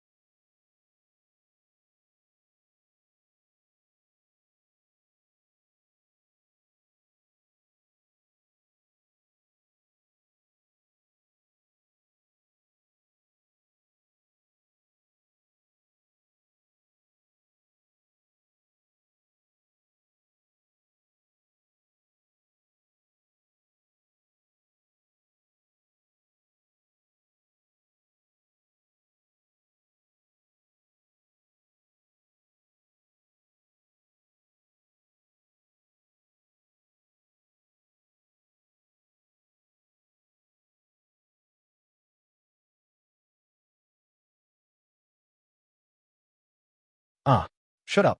The fight has just started. I will kill all of these monsters. All of them. Ha ha ha ha. Jean. Jean kicked the Awakener and sent him flying as he continued to slaughter the fleeing orcs. With each passing second, Jean was going more and more insane. All the slaughter he carried out has made him extremely bloodthirsty. The very day he first killed those 3 kids, he has been continuing to become more and more bloodthirsty and cold. All the previous sadness and guilt he felt when his parents died has now turned into hate for the monsters. With each monster he slays, his hatred continues to grow instead of reduce. Just as Jean continued to drown in his hatred and was refusing to hear out the others asking him to stop, he felt a huge amount of magic concentrating and approaching him with huge speed. Jean immediately turned around and sliced the huge fireball with his greatsword. He negated that magic by forcefully destroying its core. Although the attack could be considered backstab, it was not really powerful enough to even slay a single adult orc. But it sure brought Jean back to sanity, and the bloodthirst in his eyes disappeared all of a sudden. Just when Jean was about to say something, a woman in a mage's clothing walked towards him and slapped him on the face. You finally stopped, you disgrace of a commander. How long are you planning to go berserk? Have you gone insane? Anna. After the war ended, being slapped with reality, Jean finally realized his increasingly out-of-control tendencies to do mass murders. When the war finally ended, Jean was not able to satisfy his bloodlust for a long time. At that time, he started to pay attention to the woman who made him aware of his insanity. As time passed, feelings developed slowly. Jean finally started to have a calm personality. He spent most of his final days in the army observing Anna from his office window. Seeing her train the other war mages was a sight to behold. Of course, his strange personality never really went anywhere, though as he made Anna do the laundry of about 500 mages all by herself, as a punishment for slapping her superior in the army. The puffed-up cheeks of Anna, washing the laundry with her magic in the morning sunlight, was nice scenery. For Jean, teasing Anna was his second favorite thing, the first being massacre. He even followed her to the academy and ended up becoming a teacher at the academy just to tease Anna after their retirement from the army. Eventually, though, when that teasing turned into marriage proposals, no one knew. Without Anna's knowledge, Jean even managed to convince Anna's parents everything was ready. Only Anna has to agree, and they would be married the very next hour. Academy, outside the closed dungeon. While everyone was still busy taking care of the injured students, only a few people were able to notice Jean, whose expression looked pale while holding Anna in his hands. With great difficulty, Jean was only able to mutter a few words. This can't be. Jean. Just when Jean was being driven into insanity bit by bit, he heard the voice of the person he liked to tease so much. With half-opened eyes and her face covered in blood, Anna said, "Well, it seems I won't be able to cough. Marry you. After all, Sargine." Anna. Even while saying this, Anna's face still had a relaxed smile on her face. She seemed to be relaxed. Hey Rio, can you feel it too? The mana. Link asked Rio with a perplexed face. He was not the only one who was perplexed, though everyone seemed to have the same expression. Time seemed to have come to a standstill all of a sudden. Yeah, the mana in the surroundings is increasing with tremendous speed. Rio replied with his same as ever expressionless face, but his voice was unusually quiet. All the teachers, the students, and everyone present in the radius of 100 kilometers of the area all felt the increasing concentration of mana. Generally, this would have been a sign of a large-scale attack, but surprisingly no one felt alarmed by this mana flow. Instead, they felt a warmth from the mana currents, as if the mana itself was holding something dear to it in its warm embrace. Outskirts of Human Empire. Outside the newly opened SS rank dungeon, 3 individuals could be seen standing in the air as if gravity and other laws of nature don't apply to them. As if the air was similar to ground for them, they could walk on it easily. Finally, we managed to close it before a huge monster outbreak could happen. Neo Aldif, an extremely handsome man with dark purple hair and pupils, said in a shrewd and playful tone. An insanely huge dragon could be seen flying beside him. This is his strongest summon, a spirit fire dragon. The presence of this dragon is strong enough to distort the space around it. Alda family is a family of summoners. He has a slap mark on his face, apparently. A certain frost mage slapped him for his audacity. You're the one to talk, when all you did was fly around everywhere with your measly flying lizard, like a housefly. Such audacity. Raji. Looking at Raji's face, which is red from anger, Neo sighed and said, "As I said, I was just joking. Forget about that letter already, will you? You're still as childish as you used to be in your freshman years in the academy." Neo. Why you? Raji. Hearing Neo talk about the past, Raji was just speechless. Neo is really an expert in changing topics without hesitation. You used to cling to me all the time like a spoiled baby. And look at you now. You are hissing at me like a wild snake ready to pounce. How sad it is. My feeble heart can't take this much stress. What am I going to do? Neo. Looking at Neo, who was being overly dramatic, Raji finally snapped. I never used to cling to you. Die, you bastard. Raji. She immediately started chasing Neo, who was trying to flee. While they both were playing around, Ashtel looked at them as if he was already fed up with all this. Hearing their nonstop bickering for so long, he was having a huge headache from all this. The irritation could be seen on Ashtel's face. Why do I have to suffer all this? I want to go home. Ashtel. Just when the three of them were messing around, they suddenly felt a mana wave all of a sudden. All three of them stopped and looked in the direction of the capital city with serious faces. In an instant, the mood filled with mischief turned into seriousness. They all looked at each other and remained silent for a while. All three of them had the same question in their mind. This familiar lingering warmth in the flow of mana. Is this? Neo. Yeah, I'm sure of it. Anna. Sigh, after so many years we will finally be able to witness it again. Jean. As the mana continues to concentrate towards the capital, Astra, of the human empire, several neighboring nations also feel the strange mana flow. Elf Kingdom, Elf King's Castle. Throne Room. The Elf King suddenly got up from his throne and walked towards the nearby window, facing the direction of the human empire. A faint smile appeared on his face. It seems the Alliance meeting this year will be much more interesting than I originally expected. Indeed, my lord, we might need to take humans a bit more seriously from now on. Well, I always take them seriously, especially the human martial artist, Ashtel Rex. He is indeed a worthy opponent. Should I send someone to inquire about the situation in the human empire, my lord? No need. The next Alliance meeting is not far away. We will know all the necessary details by then. The same things happened in several other countries. Many SS rankers felt the mana flow, and rumors started to fly all over the world. For a time, the whole world was restless. Some were happy after hearing this news, and some were not. Demon Kingdom, the Prince's Castle. Alberto dismissed his retainers, who has informed him of the recent rumors around the world. Although they couldn't feel the mana flow because the Demon Kingdom is too far away from the human empire. But the rumors have already spread all over the world. Alberto's handsome demon face twisted in irritation and anger and destroyed the furniture of his room. TSK, it seems that I will have to do some changes in the plan. The previous plan was such a huge failure. Not to mention that I didn't find the fragment holder, now even this.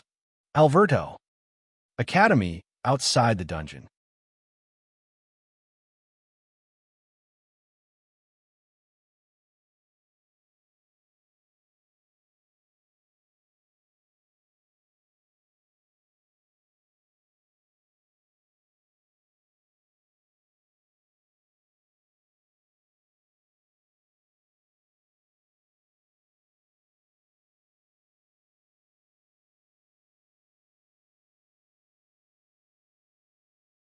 Huge dark clouds suddenly started to appear in the sky, and all of a sudden, the whole sunny weather turned into a dark and gloomy one. In a radius of 100 kilometers, the whole sky was covered with black clouds. These are no mere clouds. They are formed with the concentration of mana to the point that mana has started to turn into dense clouds. and the highest concentration is directly above Jean, who is holding Anna in his hands. Suddenly, a huge pillar of golden light pierced the clouds and directly descended on Jean. Everyone who was near Jean was pushed away several meters by descending golden light. The golden light seemed to be a direct blessing from the world itself, and the warmth of the manna seemed to be the caring touch of a mother for her child. The golden light was so bright that it could be seen from hundreds of kilometers away, but strangely it does not harm anyone's eyes and does not cause any problems, even if you look at it directly. Looking at this, everyone in the vicinity was dumbfounded. The spectacle was so great that the whole human empire seems to have come to a standstill.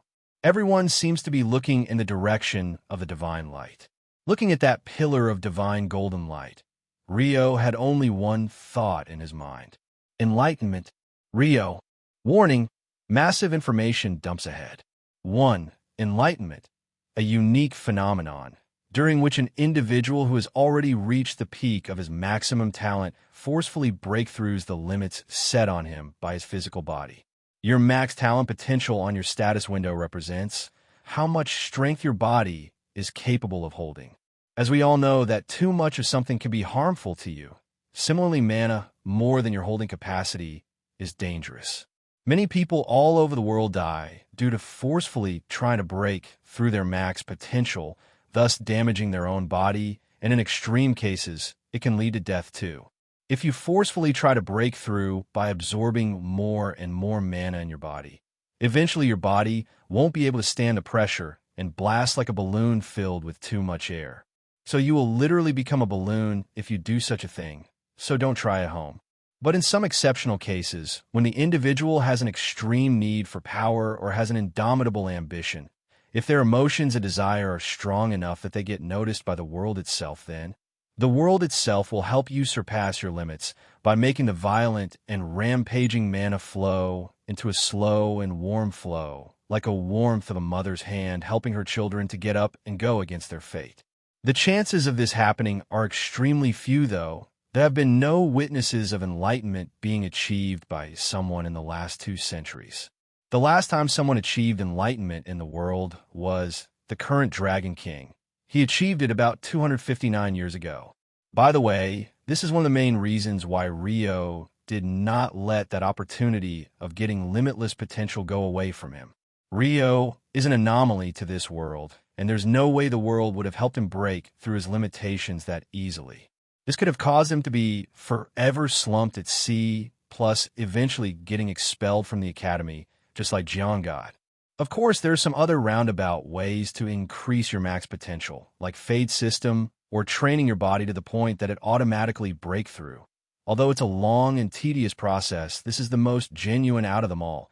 People like Fade and Link are just gifted children of this world. Inside the giant pillar of golden light, oblivious to the whole world, Jean seems to be in a state of trance right now. He could hear several notifications sent by his status window in his mind, but he doesn't have any time to listen or care about them. He seems to be totally focused on using the warm and steady mana currents to enhance his own physique. His body is slowly but surely breaking through the limits, which used to be his biggest hindrance. I must save Anna. I can't let this be our last moment together. If I wait for the nearby S-rank healers to come, it would be too late by then, and even the 3 SS rankers are not in the capital right now. I have to protect Anna. I must become strong. If I am strong enough, I can stop Anna's death. I just need to be strong.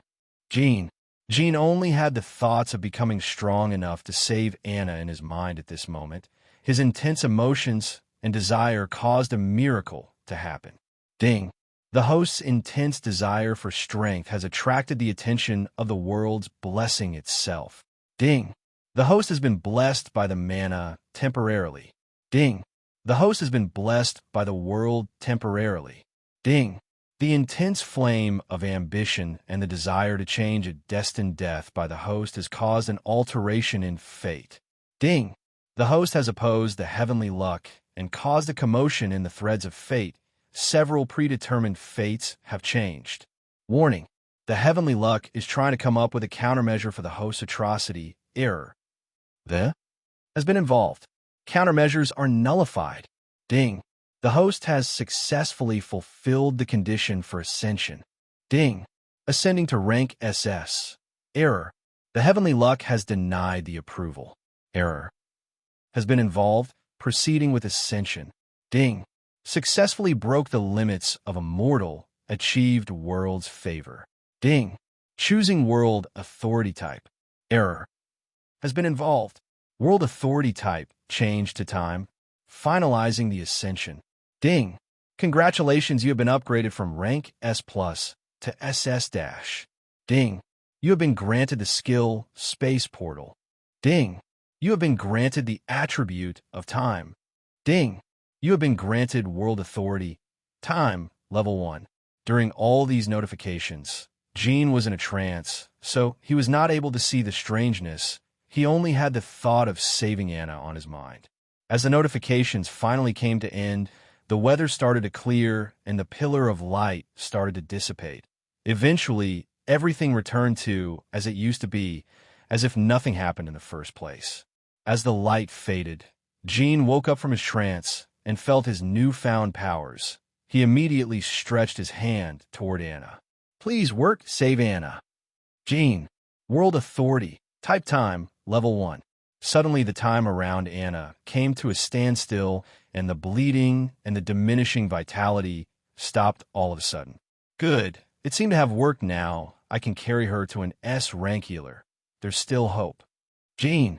Thinking that, Gene immediately jumped into the sky and shot towards the direction of the Alliance, where you can find an S-rank healer easily. The Academy doesn't have S-rank healers. They only have E-rank ones and below. After many twists and turns, peace finally returned to the Academy. Warning, massive information dumps ahead. 2. World Authority and Attribute. Every individual who has successfully achieved SS rank is granted an attribute and a certain amount of authority over that attribute. An attribute is different from an element. Like the mage who has Frost element and can use Frost Magic Awakens Frost attribute when they become SS rankers, just like Raji. A mage can use elements by spending mana as the cost, but attributes are different. An attribute represents your authority over that particular attribute, like Raji has a Frost attribute. Using attributes does not cost anything. You don't need any mana, mental strength, chant, or magic circle.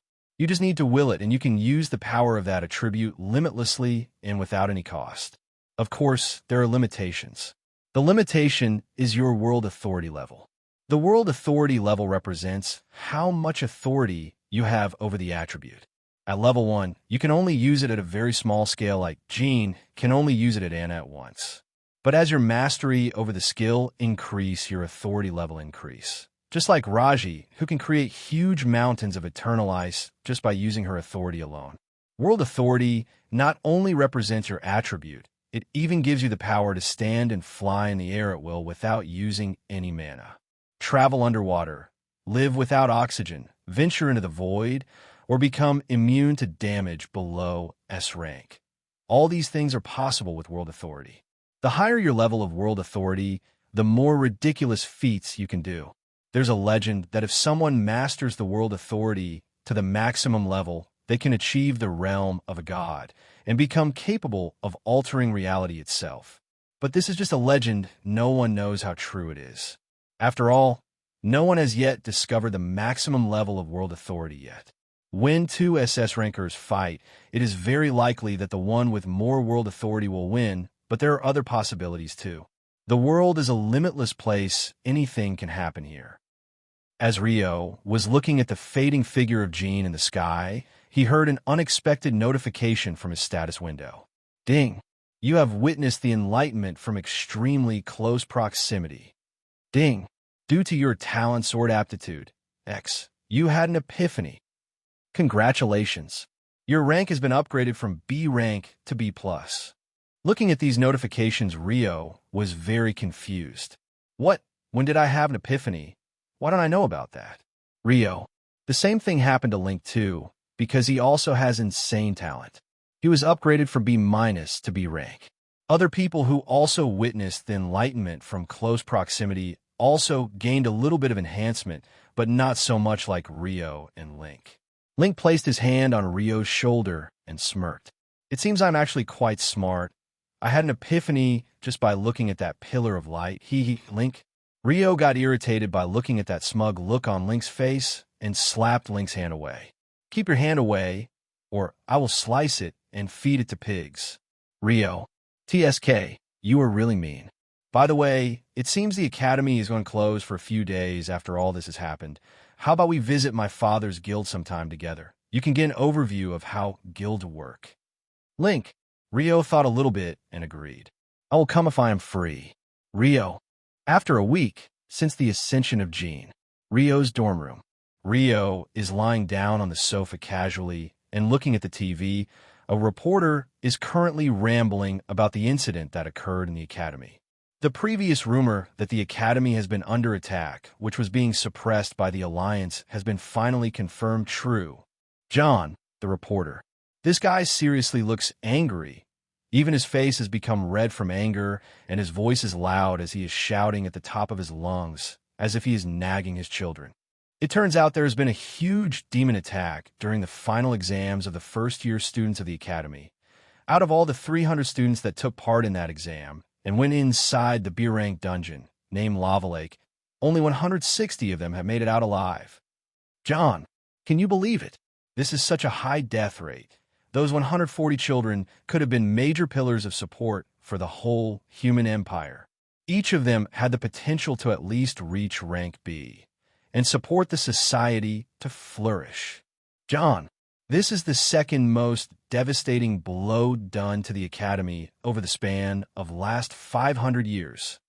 John, the first being the attack carried out by a Rouge Berserk dragon suddenly appearing due to the mutation in the dungeon and killing about 200 students, which is about 350 years ago. John, this just shows that we have repeated the same mistake again by not providing the young children with enough protection and care. John, how are we supposed to send our children to schools after we hear the sudden and unreasonable death of so many of the students? How are we supposed to trust the school staff with the safety of our children?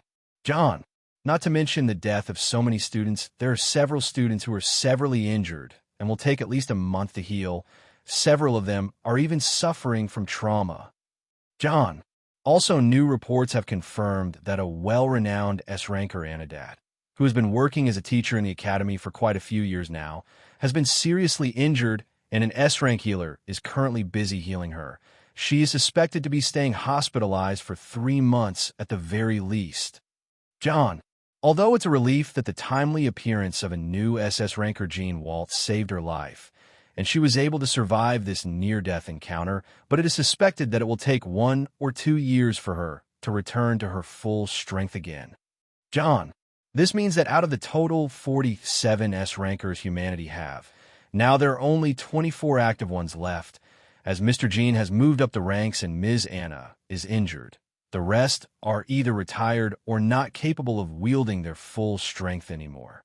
John, although the gap can be easily covered by the appearance of a new SS ranker, we seriously need to focus on improving the number of S rankers. Otherwise, it could lead to major problems like disorder and chaos in society. John. Click. After looking at the same news for a few days, Rio got bored and finally decided to shut off the TV. Sigh, I'm kind of bored now. It has been an uneventful week. Nothing happened at all, and all I've been doing is training and watching some internet to kill time. Now even the internet is filled with this news. Rio. Apparently, the Academy has canceled the Celebration Fest, which was going to be carried out after the final exams, and a month-long holiday has been declared so that the injured students can recover before moving to their next term. Due to this, Rio has been living in his dorm room for a whole week without going out once. He never really made friends to hang out with. Rio got up from the sofa, walked to the same old 3D printer, and printed a T for himself. He took the T and stood near the window while gazing at the setting sun and sky tainted with red and golden sun rays. Don't forget, this is a sci-fi novel. Rio is living in a highly advanced world with real lightsabers in existence. Looking at the amazing scenery, Rio started to think about the strange events that has happened during the exam. In the first place, it doesn't make any sense why did Alberto appear in that dungeon out of nowhere, just like that time when that octopus appeared out of nowhere. Rio, Alberto didn't mention anything about the fragment like that octopus, though. What could be the reason for his sudden appearance? In the first place, Alberto never really appeared much in the novel I read. He is basically an extra character in the novel. The only demon who had the most appearances was the Demon King himself. Rio, I don't know why an extra character like him would suddenly get involved in the main plot. Also, when he appeared in front of me, I suddenly lost control of this body, and my body shouted at him all on its own. Is it possible that the original Rio's soul, which has been merged with mine, has transmitted its feelings of hatred in me too? Rio. Indeed, our MC Rio is a cool-headed guy. He could have never lost his cool like that. Rio is the type of character who would not even flinch a little bit if you cut his arm or leg. He is basically that emotionless. I'm not bluffing. There's so many questions and no answers. At least it's a relief I was able to take back control of my body after just a few seconds, but strangely every time I think about Alberto, something inside me makes me hate him.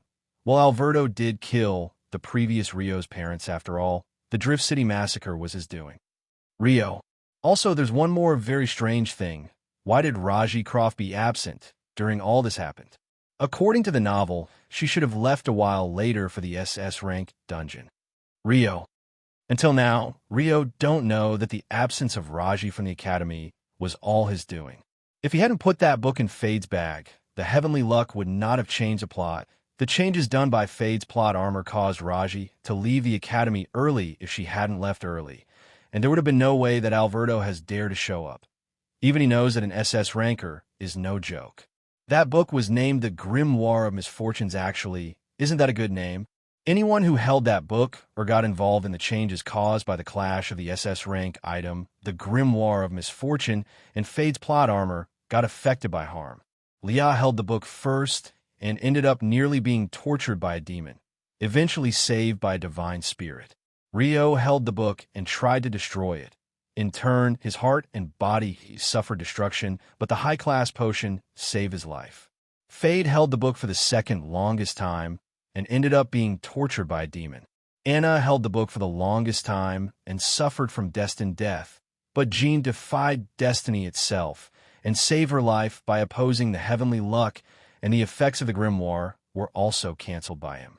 Everyone else, like Liam, Ria, and all the students who died or got injured just got affected by the changes caused by Fade's plot armor and became the innocent victim in this event, which was not originally supposed to happen in the novel, which Rio once read. All this happened just because of a single book. If Rio had left that book with Leah and ignored its existence, only Leah would have suffered for the consequences of the misfortune, and all the students who died could have easily been saved. What do you guys think? What would you have done? Sacrifice the innocent students or sacrifice your Tsundere waifu? Tell me in the comments. Ding. Just when Rio was busy thinking about all the strange things which happened during the final exams, his smartwatch suddenly got a notification from Link. Hey Rio, I have already asked Ria and Leah if they are coming or not, and they both agreed. We're going to go on a tour of my father's guild after 2 days, beyond time. Rio looked at the message, and veins popped up on his face. Pialfa and Yalfa, no? One. Oh, when did this guy get Leah's contact info? Rio crushed the teacup in his hand, and the tea spilled on the ground, but Rio didn't care, and a villainous look appeared on his face. I'm going to crush this guy's. Rio, you know what are you going to crush? I don't need to write. Near the academy's main gate, an extremely luxurious limo could be seen. This luxurious car is obviously custom-made with red-tinted windows and a shining black color with golden and red stripes, giving it the look of a resting dragon. The number plate has only one word written on it in golden characters -Rex. Yeah, you thought it right. This is obviously Link's personal car, which he uses to go to drink coffee sometimes. Like I said earlier, Link is filthy rich, like money is just a number for him. Aside from the limo, there are several other cars standing in line. All of them are muscle cars filled with several bodyguards. Each bodyguard is at least a B ranker or above. Link's personal bodyguard team has about 20 B rankers and 5 A rankers, and his personal butler is an S ranker. Two young men can be seen standing beside the luxurious car. They seem to be waiting for someone. Both have a rose in their hand, and both are wearing expensive and fancy-looking clothes and sunglasses. The young man with an expressionless face suddenly said, "Hey, do we really have to stand like this? And why do I have to wear this fancy-looking dress?" Rio, TCH, don't tell me you were planning to go on the date wearing your regular and casual clothes. Link, hearing Link, Rio made a puzzled face and said, "No, I mean, decent clothes should be enough. Why are we wearing such fancy clothes? How do I say it? We look like rich scumbags who can't walk straight after seeing a woman." Rio, what are you talking about, dude? We look like a rich gentleman. Hey, Boris, tell me, do I not look like a handsome CEO of a company? Link, the personal butler of Link and an S-ranker Boris made a face as if he was looking at garbage. Young master, I think Mr. Rio is indeed right. I think your choice of clothes has some weird thinking behind it. This is why I told you not to look for love advice from the internet. Boris. After speaking that, Boris proceeded to spit on the ground in annoyance. F***CK, you spoiled shoes. Can't you control your damn mouth, you old geezer? Link. Due to annoyance, veins could be seen on Boris's bald head. Don't forget this old geezer used to clean your diapers when you used wet yourself in the middle of the night. Boris, I can't believe how they agreed to your engagement when you were such a crybaby. Boris, hey, stop telling my dark history to everyone. And why are you all looking at me like that? Link, while Link was busy bickering with his personal butler, Rio started to think about how all this mess started. On the day of the double date, at 1 a.m., outside Rio's dorm room's door. Bang bang asterisk, loud banging on the door. Hey, Rio, are you awake? Come out. I want to talk. Hey, Link, it's urgent, bro. If you don't come out fast, I will have to destroy this door. Link, just when Link was about to kick the door open, Rio suddenly opened the door and said in a very cold voice, "Just try it, and I will rip apart your leg." Rio, looking at Rio's murderous eyes, Link hesitated a bit and then gave up destroying the door.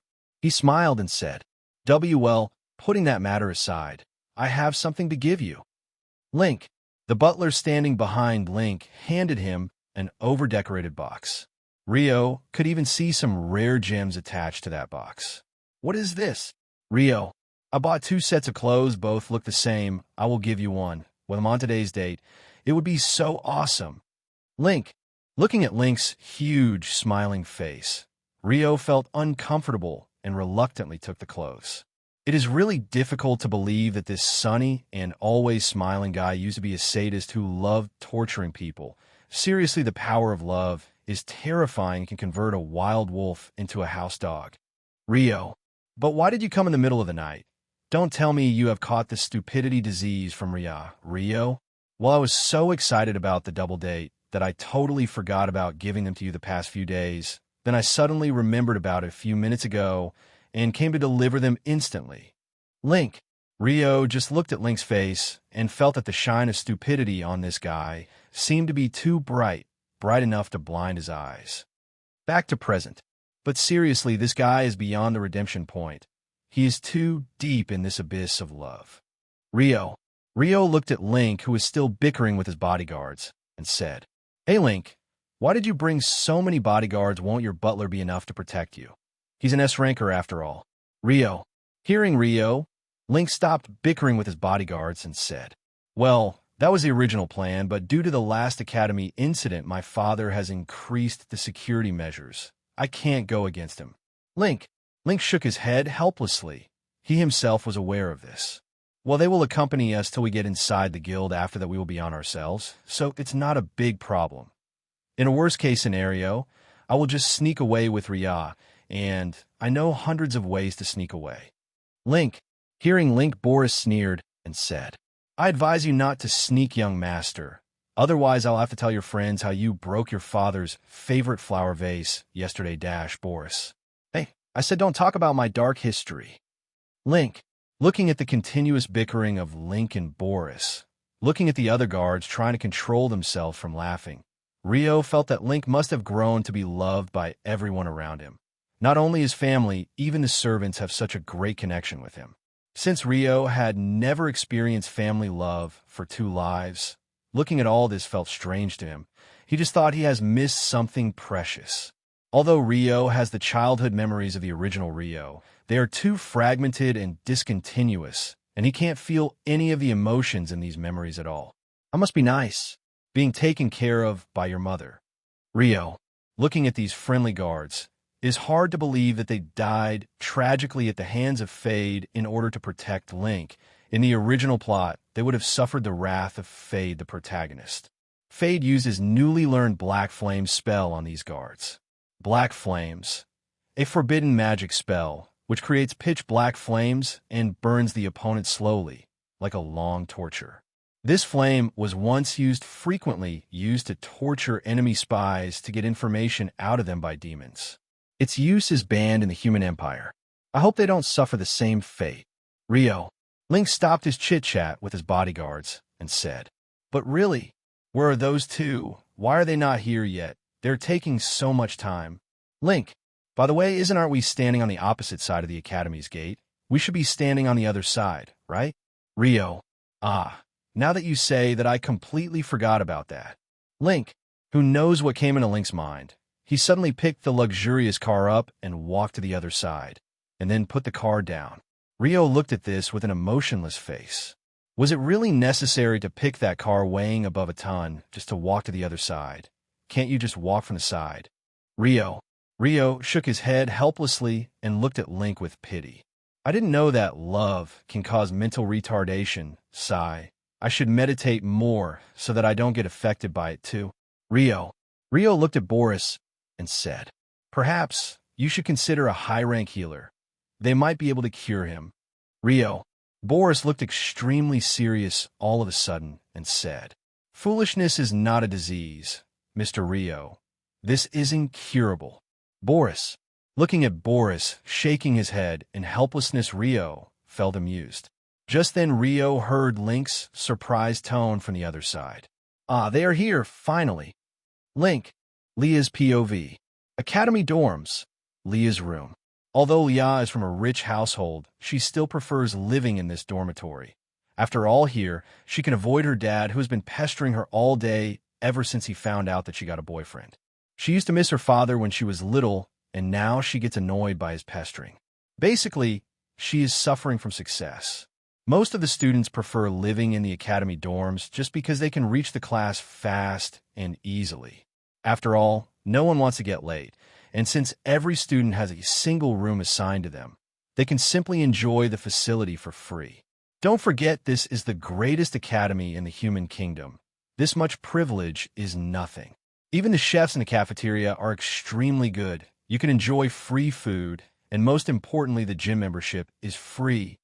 Even today, Leah was having a nice dream while sleeping peacefully, and then all of a sudden someone started to bang on the door. Leah had to get up at 3 a.m. and open the gate in annoyance. "Oh, you finally opened the door? Hey, don't close the door. Help me choose the clothes." Ria. Looking at Ria, who had a pitiful look on her face, Leah had to finally let her inside. Ria, who was carrying several huge bags with her, entered Leah's room and immediately started to unpack those huge bags. "What are you even carrying these many clothes for?" Leah. WLUC. "I can't decide what to wear for the date, so I brought them here for you to choose." Ria. "And why are carrying these many cosmetics? Not to mention it's 3 a.m. right now. You even ruined my peaceful sleep." Leah. Although Leah was scolding Ria, of course, Ria didn't even bother to listen to a single thing. She just continued her own things. Then all of a sudden she noticed a white small cat lying near the window. The cat seemed to be looking directly at her, as if inspecting her. Meow. "Wah, when did you get a cat?" Ria. Ria immediately jumped on the cat with shining eyes and took it in her arms. Feeling the smooth fur of the cat made Ria's eyes shine brighter. "Well, that's not a cat, it's a lion." Leah. Looking at Kai, who was snuggling in Ria's arms, Leah smiled evilly and said, "My father sent him to me. Its name is Kai, and he is a very lazy and chubby fellow. He can't even walk for a few minutes." Leah. Meow. "Kai, what is this woman saying, chubby? Lazy? Me? You must be kidding. This great and mighty lion is by no means lazy. It's just that I can't stay in my lion form all the time, otherwise it will drain Leah's mana continuously. Kai said many things in his head to protest against the false accusations, but the only thing that came out of his mouth was meow, nothing else. Indeed, this guy is really chubby, but his fur is so smooth. Ria, hey, don't rub your face on me. You indecent woman. I will sue you for animal abuse. Disclaimer. No cats were harmed when making this chapter. While Kai has been with humans for a long time, he knows how to sue someone, so be careful. Who knows? Your neighborhood cat is a spirit cat who might actually sue you one day, and the compensation would be 5 fish. Hey, let's get started. 5 a.m. Leah's dorm room. The whole room is a huge mess, with makeup materials, clothes, shoes, etc. Everything is scattered all over the room, and 2 young girls lie on the floor exhausted. Like I said, that blue one is better. You should wear that. Yeah, but that one is too revealing. It would be embarrassing to wear it. Ria, then how about this white one? Ria. Looking at Leah's fierce face, Ria swallowed her saliva and finally agreed to the dress. As the 2 girls messed around, time went by in a blink of an eye. After the preparation, both of them left for the academy's main gate, where they agreed to meet up with Link and Rio. So I took so much time to get ready because of this idiot. We are already half an hour late. Ria. Hey, stop running like that, Ria. You will trip over. Ria. Yeah, I know, but I guess I'm too excited, hee. Ria. Ria smiled sheepishly and pulled Leah's hand to run with her. Leah had no choice but to follow suit, and eventually, they reached the main gate. Leah looked at the huge, luxurious car and a huge number of bodyguards. A huge red carpet was laid on the door of the car, and bodyguards were standing on both sides of it. This is like soldiers welcoming their lord returning from a grand, victorious battle. The moment Leah saw Link and Rio, she was shocked beyond belief. Not because they looked handsome, but because they looked like those playboy second-generation young masters planning on taking a woman to her ruin. Link and Rio both had flowers in their hand, and both looked like old playboys ready to enchant any women. Even though Leah was shocked, she still proceeded steadily and came in front of them with Ria. The moment Ria saw Link, she directly jumped into his arms, as if she has been separated from him for many decades and can't wait to reunite with him. You look beautiful, my darling.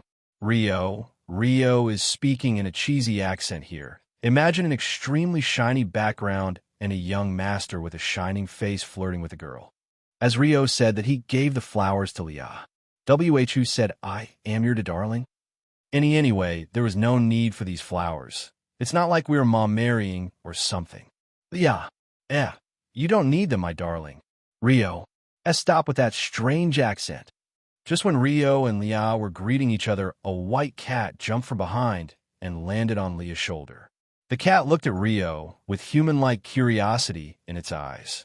Leah, who is this guy? How do I say it?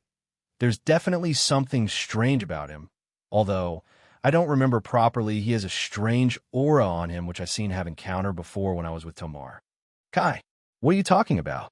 Leah, anyway, you should be careful. Kai. While Kai and Leah were secretly talking in their head, Rio looked at the cat. Although his face was expressionless, he had a strange feeling in his heart. The aura on this cat. I seem to have sensed it when Leah was thrown out of that Barang dungeon. In the novel, Leah had no such cat. Looks like the butterfly effect has appeared again.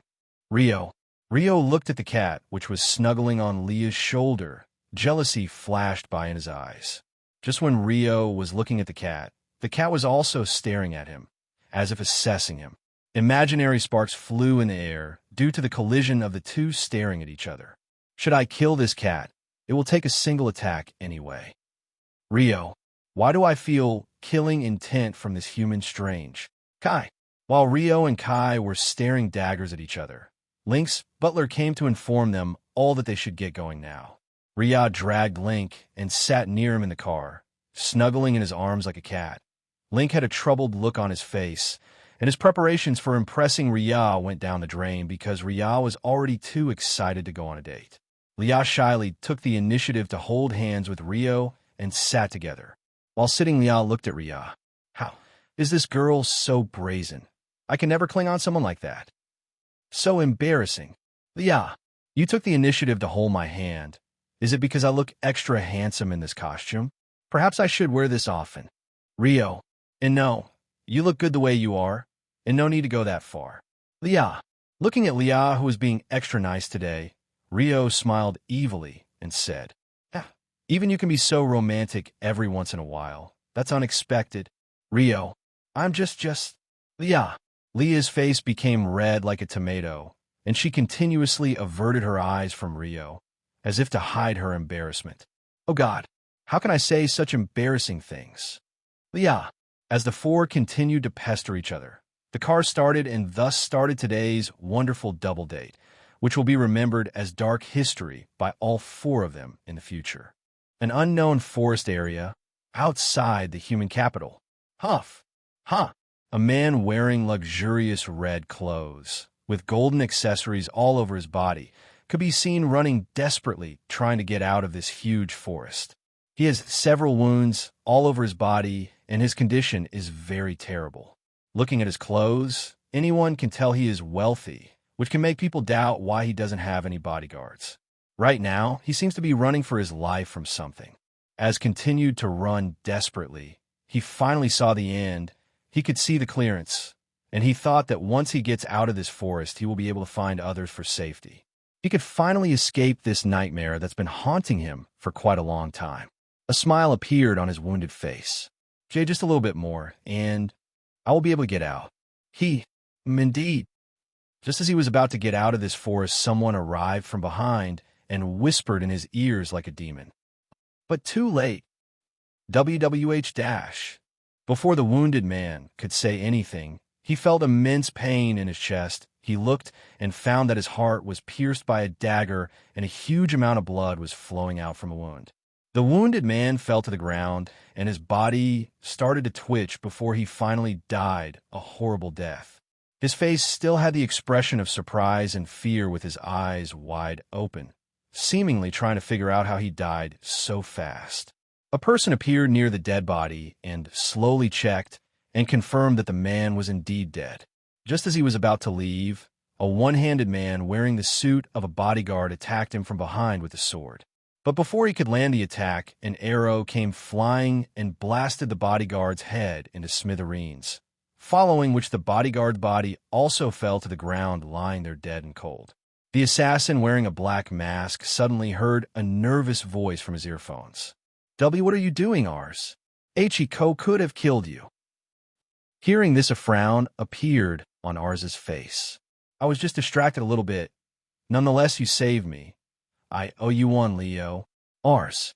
Rush BA back fast. The master is CA calling. Leo rose rolled. Yeah, I will be back. Ars Lothario. After the voice fell silent, Ars looked at the two dead bodies once and shook his head. Then he finally left the place, leaving behind those two dead bodies to rot. On a huge tree, a kilometer away, a young boy who had a bow on his hand sighed. Teach, thankfully that arrow landed, otherwise my master would have beaten me to death. Leo, Ars is leaving the area and heading to the base. I should hurry to... Leo. While climbing down the tree, Leo kept trying to ease his nervousness. This was the first time he had actually killed someone. Similarly, this was both of their first mission together, which was given by their master. But Leo didn't understand how Ars can calmly kill people, even though this was his first mission too. No matter how many years, I never get used to this guy. Leo. Even though Ars is the same age as Leo, and both of them are still very young, Ars was able to slice off all the other bodyguards of this wealthy man easily. But the guard captain was a tough nut. He let this wealthy man escape by putting his life on the line to stop Ars. But in the end, they were able to finish their mission. After running at full speed for a few minutes, Leo came to a car that was floating in the air above the ground. This is the standard and cheapest flying car, which is created with today's advanced technology. It uses a mana core as its fuel. A man wearing a black coat could be seen standing near the car. He has a glass of wine in his hand, and he seems to be enjoying his time looking at the full moon in the sky. Leo looked and found that ours has already returned before him, even though he was far from him. Master, we have completed the mission. But, Leo, the man drinking wine looked at Leo and smiled. Good. What do you want to say? Master, why do we have to kill that man, though? Leo, well, he was a murderer and did quite horrible deeds in the past. Anyway, it was a good opportunity to test both of your skills now. I am sure that you both will be able to carve out your name in the future. Good. Now I should take both of you to the greatest academy of the human empire. The man took a sip of the wine, looked at the two of his disciples, and smiled brightly. The day for the entrance ceremony has come, after all. Outside the academy, a young girl with pink hair could be seen running with a school bag. It seems she is running towards her school because she has gotten late from sleeping too much in the morning. But the girl has a huge and bright smile on her face. Her pink continued to flow in the wind as she ran. Her face looked cute and smiling, as if she was a pure and shy maiden with a gentle and easygoing personality, who didn't even know how to get angry. All the people who looked at her running figure smiled, seemingly enchanted by her beauty. Yet the inner monologue in her mind seemed to differ. F***K. I slept too much like an old pig. It's my first day at the greatest academy, and I am already late for the entrance ceremony. This day is F***King SH*TTY as hell. Len Koffer. My academy life will be a SH** though if I got late on the first day. Len. If someone could hear the number of abusive words in her head, they would be shocked to death, thinking how someone who looks so pure and gentle like her could say such things.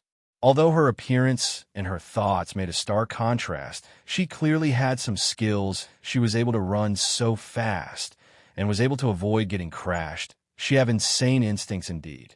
After running for a while, Lynn finally arrived at the front gate of the academy.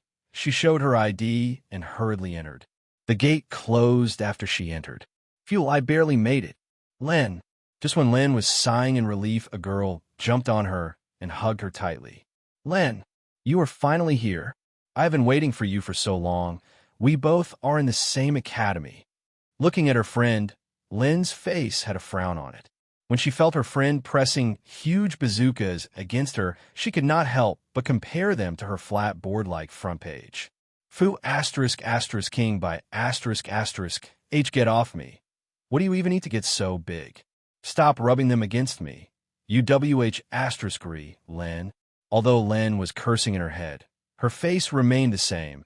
She still had a huge, bright smile on her face like a shining sun emitting brilliance. Although her inner version was emitting darkness and had horns on her head, like a demon in the dark night. Len hurriedly pushed her friend away while showing a smile. Ah, it's been a while, but let's go and attend the entrance ceremony first, otherwise we will get in trouble. Len. Indeed, let's go. But you are still like an angel, Len, just like you always used to be. You are so beautiful and gentle. Yeah, in your dreams, by **H, Len. While cursing in her head, Len followed her friend to the ceremony. After all, she didn't want to get in trouble just because she ended up wasting time with this old hag of a woman. What they didn't notice was a young man with black hair sitting on the bench near the tree, looking at them with an expressionless face. Already became a senior. This lively atmosphere brings back memories. Rio, well decorated, and even the air feels nice in here. They must be using magic-powered air conditioners here. Len, why are you squirming around so much? Can't you sit properly, tisk? Ars. Hearing Ars say that, Len's anger reached a new height. Looking at the guy sitting beside her, she had a fierce look on her beautiful face. Sorry, guys, there are no jade beauties here. Cough. My cough is acting again. Perhaps I should stop reading those manhoods. What does that have to do with you? It's my choice. Len. Not only are your actions unpleasant, you even have an unpleasant tongue. TSK women. Ars. What do you mean unpleasant? You were the one who started this. Goddamn bastard. Len. Oh, you can swear too. TSK. Young people these days. TSK. Ars. As if you're not one of the young people yourself. Just shut up. I don't want to talk to you, bastard. Len. TSK. I should have sat somewhere else. Why do I have to bear with this foul-mouthed girl? Such an unlucky day. Arse. This guy is totally messing with me on purpose. Yet even if I know I can't help but get angry at him, this piece of sh*t is so annoying. Len. Looking at the guy who was acting all high and mighty, Len had a serious headache. It's been a while since I last felt so annoyed with someone. This guy pisses me off so much. I just want to punch him in the face. Len. Just when the two were arguing, the principal came on the stage, and everyone fell silent, including Len and ours too. The principal gave a simple speech for encouragement, and then she started to brag about the previous year's students. The previous year's students had some very excellent and talented individuals, especially that kid named Link. Even though he was a B ranker, he was still able to defeat A rankers during his first year of the academy. This level of talent is hard to come by in many centuries. Raji, you all should take him as an example and work hard to achieve great feats. Raji, now then, let us introduce the first ranker of this year's entrance exam, Leo Roserolt. Raji, as the principal's speech ended, an insanely handsome blonde-haired boy stepped on the stage. Nervousness could be clearly seen on his face. He looked like he could faint from anxiety any moment now. That guy, he can't get past his stage fright issue. He really has an idiotic personality, Ars. What does that have to do with you anyway? Stop criticizing others. Your own personality is terrible too. Len. TSK. I am not talking to you. Can you stop meddling in my business? TSK, in the end, all women are the same. They can't help but meddle in others' business. Ars. Wah. You were the one who first messed up things. You were the one who meddled in my business first. And yet you are acting as if you are the victim. Seriously, how shameless can one be? Len. Whatever, I don't care. Ars. Ugh, damn you. Len. After saying a few words, awkwardly Leo left the stage, and the principal told him about some other things, and eventually the ceremony ended. All the students excitedly left for their classes one by one. Class 3, the same one Rio and others were in the last year. Len sat on the last second row, near the window, a typical protagonist seat. Coincidentally, ours was sitting on her right, and Leo was on her front side. Maybe coincident or fate, these three are already well acquainted with each other now. Why are you sitting here? Go somewhere else. You green-haired gorilla. Len. I sat here first. You should go somewhere else. Pink-haired chimpanzee. Ars. Gee, guys, why you should not fight? Let's just be friends, okay? Leo. You shut up. Golden mosquito. Len. You shut up. Golden worm. Ars. Okay. Leo. Yeah, they're all well acquainted by now. They're so close that they even gave nicknames to each other. What are you talking about? He's obviously a golden mosquito. Can't you see how his nervous, buzzing voice makes people annoyed? Just like a mosquito. Len. No, he is obviously a golden worm. Can't you see how weak and pathetic he is? Just like a worm. Ars. Hearing both of them start roasting him instead, Leo had a helpless look on his face. I should have just shut up. Now they are targeting me too. Leo. While the three of them kept bickering back and forth, the teacher finally came and the whole class went silent. The three of them also stopped bickering and finally shut up their mouths. The teacher was obviously not Anna. This is a new teacher, and he is an S-rank Earth Mage. Anna was too injured to come back to teach after all, and due to her failure to protect the students 2 times last year, she has already been fired from her job as a teacher in the academy, and this new teacher has taken her place. Anna would have suffered more backlash, but the new SS ranker Jean Walt helped her a lot and shielded her from every attack by the media. Nonetheless, her career as a teacher has ended because of the huge infamy brought about by those 2 incidents. The academy had to put the blame on someone for these incidents, and Anna became the perfect scapegoat for it. This is just how the world works. Just a few mistakes can make your reputation go from being a hero to a great villain. Training grounds. After the introductions were over, the teacher led them toward the training grounds to choose their weapons. Just like the last year. Although there's not a protagonist this year, there are still many talented and excellent students in this batch of students. Ours chose a dagger because he is an assassin, Leo chose a bow, and Lynn chose the iron gauntlets because she is a martial artist like Link.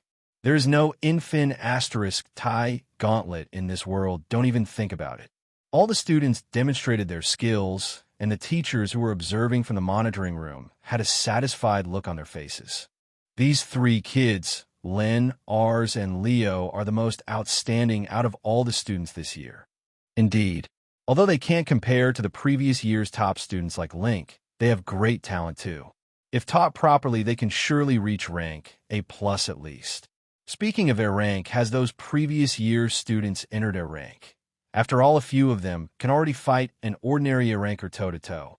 We don't know for sure, but anyway, it's about time. They will surpass us old bones in a few months. Sigh, time passes by so fast. In a blink of an eye, those weak children have grown to be pillars of support for humanity, and they still have huge potential left in them. Speaking of the previous year's students, Ms. Anna ended up teaching the most outstanding students last year, which was really unexpected. Yeah, even that guy Fade, whom we thought to be useless, ended up becoming one of the top 10 ranked students. The way of Ms. Anna's teaching is really profound. It's a shame that she encountered such trouble, Sigh. Academy's dormitory. Rio's room. Standing near the window with the same 3D printed tea in his hand and with the same expressionless look on his face, Rio looked at the scenery outside and sipped his tea peacefully. These peaceful times are what motivate you to become stronger and work to protect this peace. In Rio's life, as an extra piece seldom appears most of the time, he is busy with some unexpected events which pop out of nowhere. Many thoughts passed by in Rio's mind, and eventually he reached a conclusion. It's about time I go on the next stealing session. Rio, near Academy's teleportation altar. A large number of students are gathered near the altar today. The whole atmosphere is lively and filled with endless chattering of the students. Most of the students have excited looks on their faces. After all, today is an important day for them. Ugh, why do I have to be in the same group as you two? How annoying. Len, I don't want to be seen with a pink chimpanzee either. My social image has been destroyed by being with you. Ars, you're the one to say, you green gorilla, and nobody cares about your social image at all. Len, go back to the zoo. Pink chimpanzee. Ars, you go back to the forest and eat your bananas, green gorilla. Len, hey, you too. See, can you please stop fighting? The teacher is about to come very soon. Leo, shut up, golden mosquito. Today, either he will apologize or I'm going to beat the S** out of him right here, right now. Len, golden worm, you stay out of this. Today, I will show this woman her place. Ars. While Ars and Len continued to glare at each other, and imaginary lighting sparks were flying between them, Leo could only smile helplessly as he got roasted for absolutely no reason. Caution! Massive info dumps ahead. A month has passed since the entrance ceremony, and all the first years have gradually adapted to their academy life. Several friend groups and couples are already starting to appear, yet some already see each other as enemies and make funny nicknames to taunt each other. Nonetheless, a new year brimming with energy has started, and the Academy has slowly recovered from the depression of the previous dungeon incident. Today, the first-year students have gathered here to take part in a group activity. Groups have been made on the basis of your ranking. Each group consists of 3 students who are nearest according to their rankings, due to which Leo, Ars, and Len are in the same group as they are ranked 1, 2, and 3 respectively. These types of group activities are seldom performed, and generally, the Academy only carries out single-person type activities. Today, the first-year students are going to go on a 3-day survival activity in the SSA. Species-specific areas, or in short, SSA, are the places in a specific region of the human empire where extraordinary creatures are kept for the purpose of providing training to the newly recruited soldiers of the army. These areas are generally some dense forests and extremely hot deserts, where survival is very difficult. Although going to dungeons to fight the monsters is a good way to learn to fight, they're not suitable for long-term survival training, due to which these SSA are created to provide the necessary training to the army. After all, there's no knowing what the terrain and survival conditions would be when fighting a large-scale war on a huge battlefield. Academy students were never sent to survive in this place before. This year is the first time the students are being sent to learn to survive in this place. Otherwise, until last year, they used to send the students to the dungeons. But due to the previous dungeon incident, the Academy has figured out the fact that surviving in difficult circumstances can make the students more adaptable and stronger, so as to avoid a similar tragedy from happening like the previous one. Also, it's easy to defend the students in this type of activity, and being in a group would increase their cooperation capabilities on an actual battlefield. Teleportation altars are built near these SSA because they're surrounded by the army and there's no need to worry about defense. Generally, teleportation altars are only built near places that are secure and have heavy protection capabilities, like the Academy, where an SS ranker sits personally to protect the area or the places where the army is stationed nearby. Of course, we are talking about an army made up of awakened people. All other places do not have a teleportation altar in the Empire because teleportation jamming artifacts are placed there and teleportation can't be carried out there. This is to prevent the direct teleportation of an invading species. All the species over the world do the same thing. They only put teleportation altar around the places where security is guaranteed.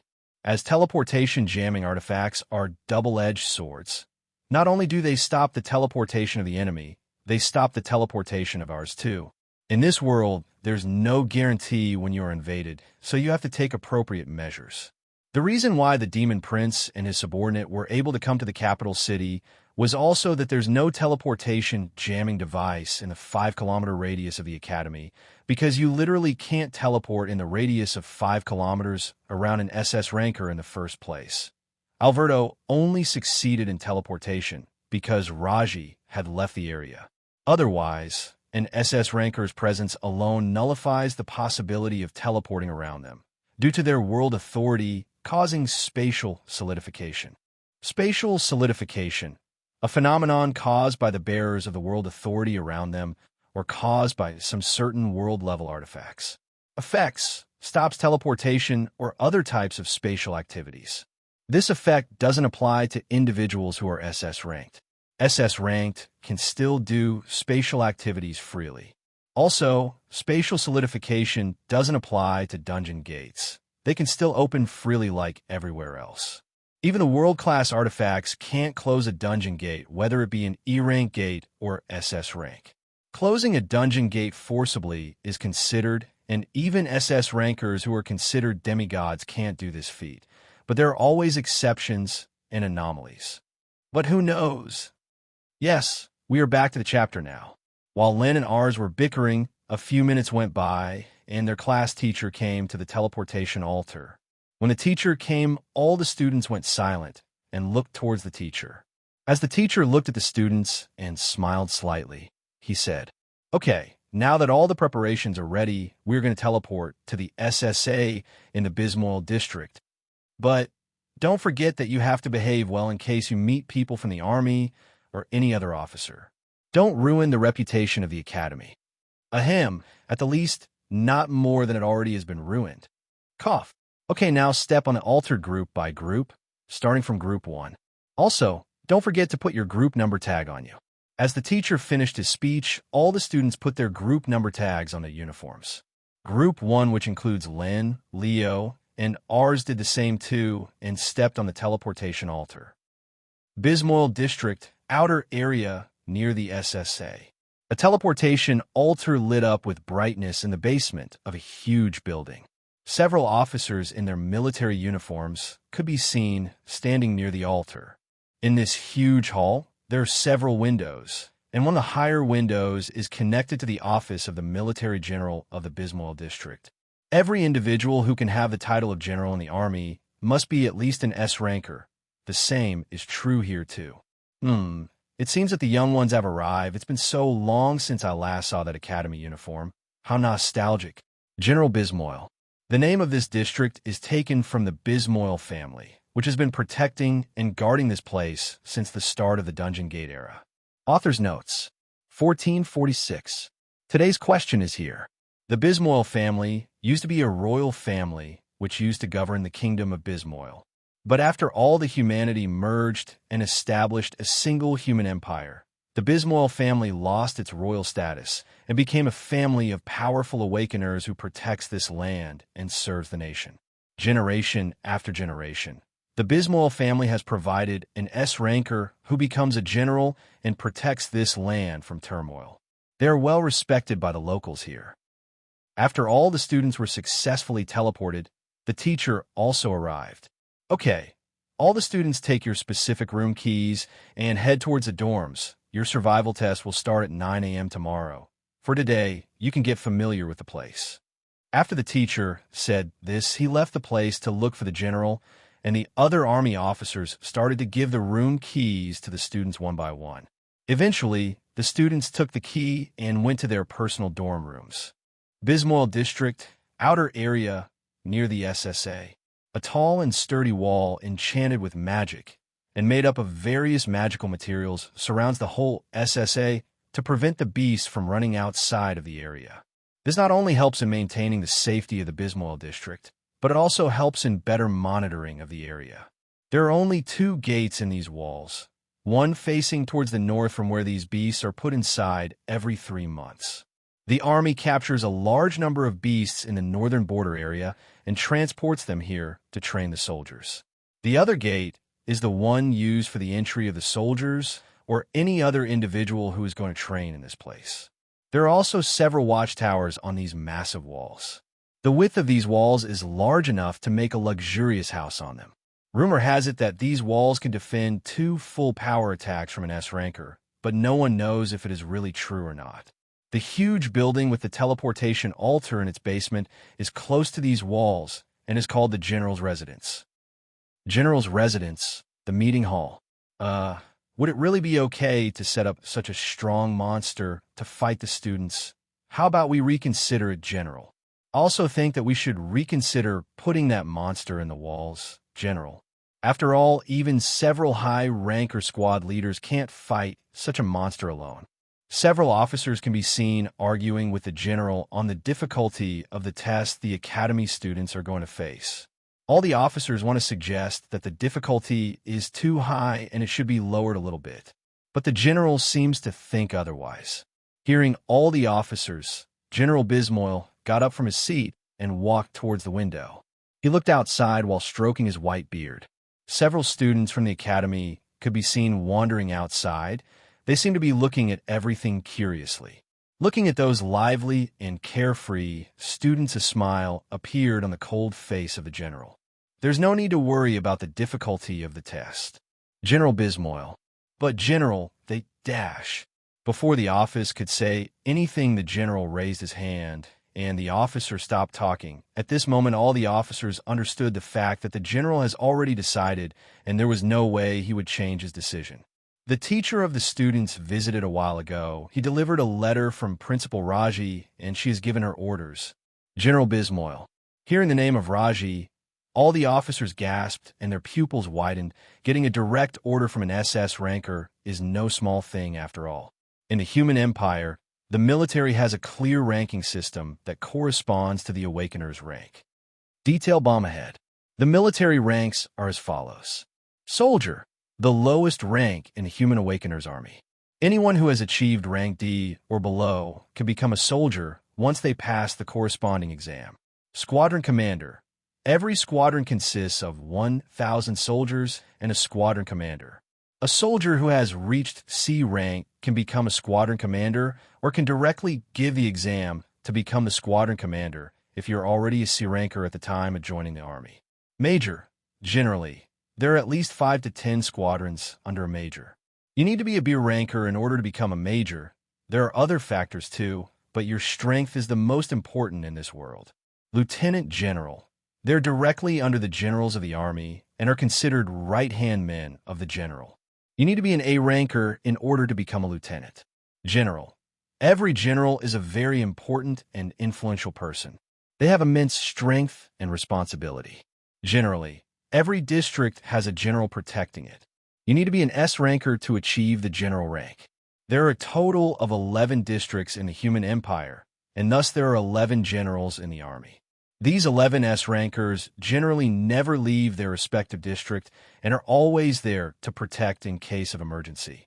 Any individual who reaches S rank in the human empire is delivered an official letter by the Alliance offering them the post of a general directly if any post out of the 11 is vacant. The special ones, this is the highest rank in the military. Whenever a new SS ranker is born, that individual is directly given the privilege of this rank. They have the authority to mobilize the army on their own without taking any order from anyone. They have the authority to start a full-scale war without anyone's consent. In human society, SS rankers are treated with immense love and respect by the people. They protect the whole race and are like a parent to the whole human race. Each SS ranker bears the immense responsibility to protect humanity from other races. They get the free support of every single being in the human race. Several major companies sponsor the SS rankers free of any demand. If an SS ranker said that he needed money, a mountain of wealth would be collected and given to him the very next day, without any demand or complication. We are back to the chapter. Raji or any other SS ranker has the authority to give orders to a general. Thus, all the officers went silent the moment they heard about Raji's name. In the letter, it was mentioned that they will send second-year students to lead the first years in this activity. Thus, we don't really need to worry about the difficulty of the test. General Bismoil. Hearing him say that, all the officers heaved a sigh of relief. After all, the students present here are the pillars of support for the human race. They can't afford to lose them unnecessarily. You can leave now and prepare to monitor the student properly. We need every detail recorded. This is a direct order from the special one.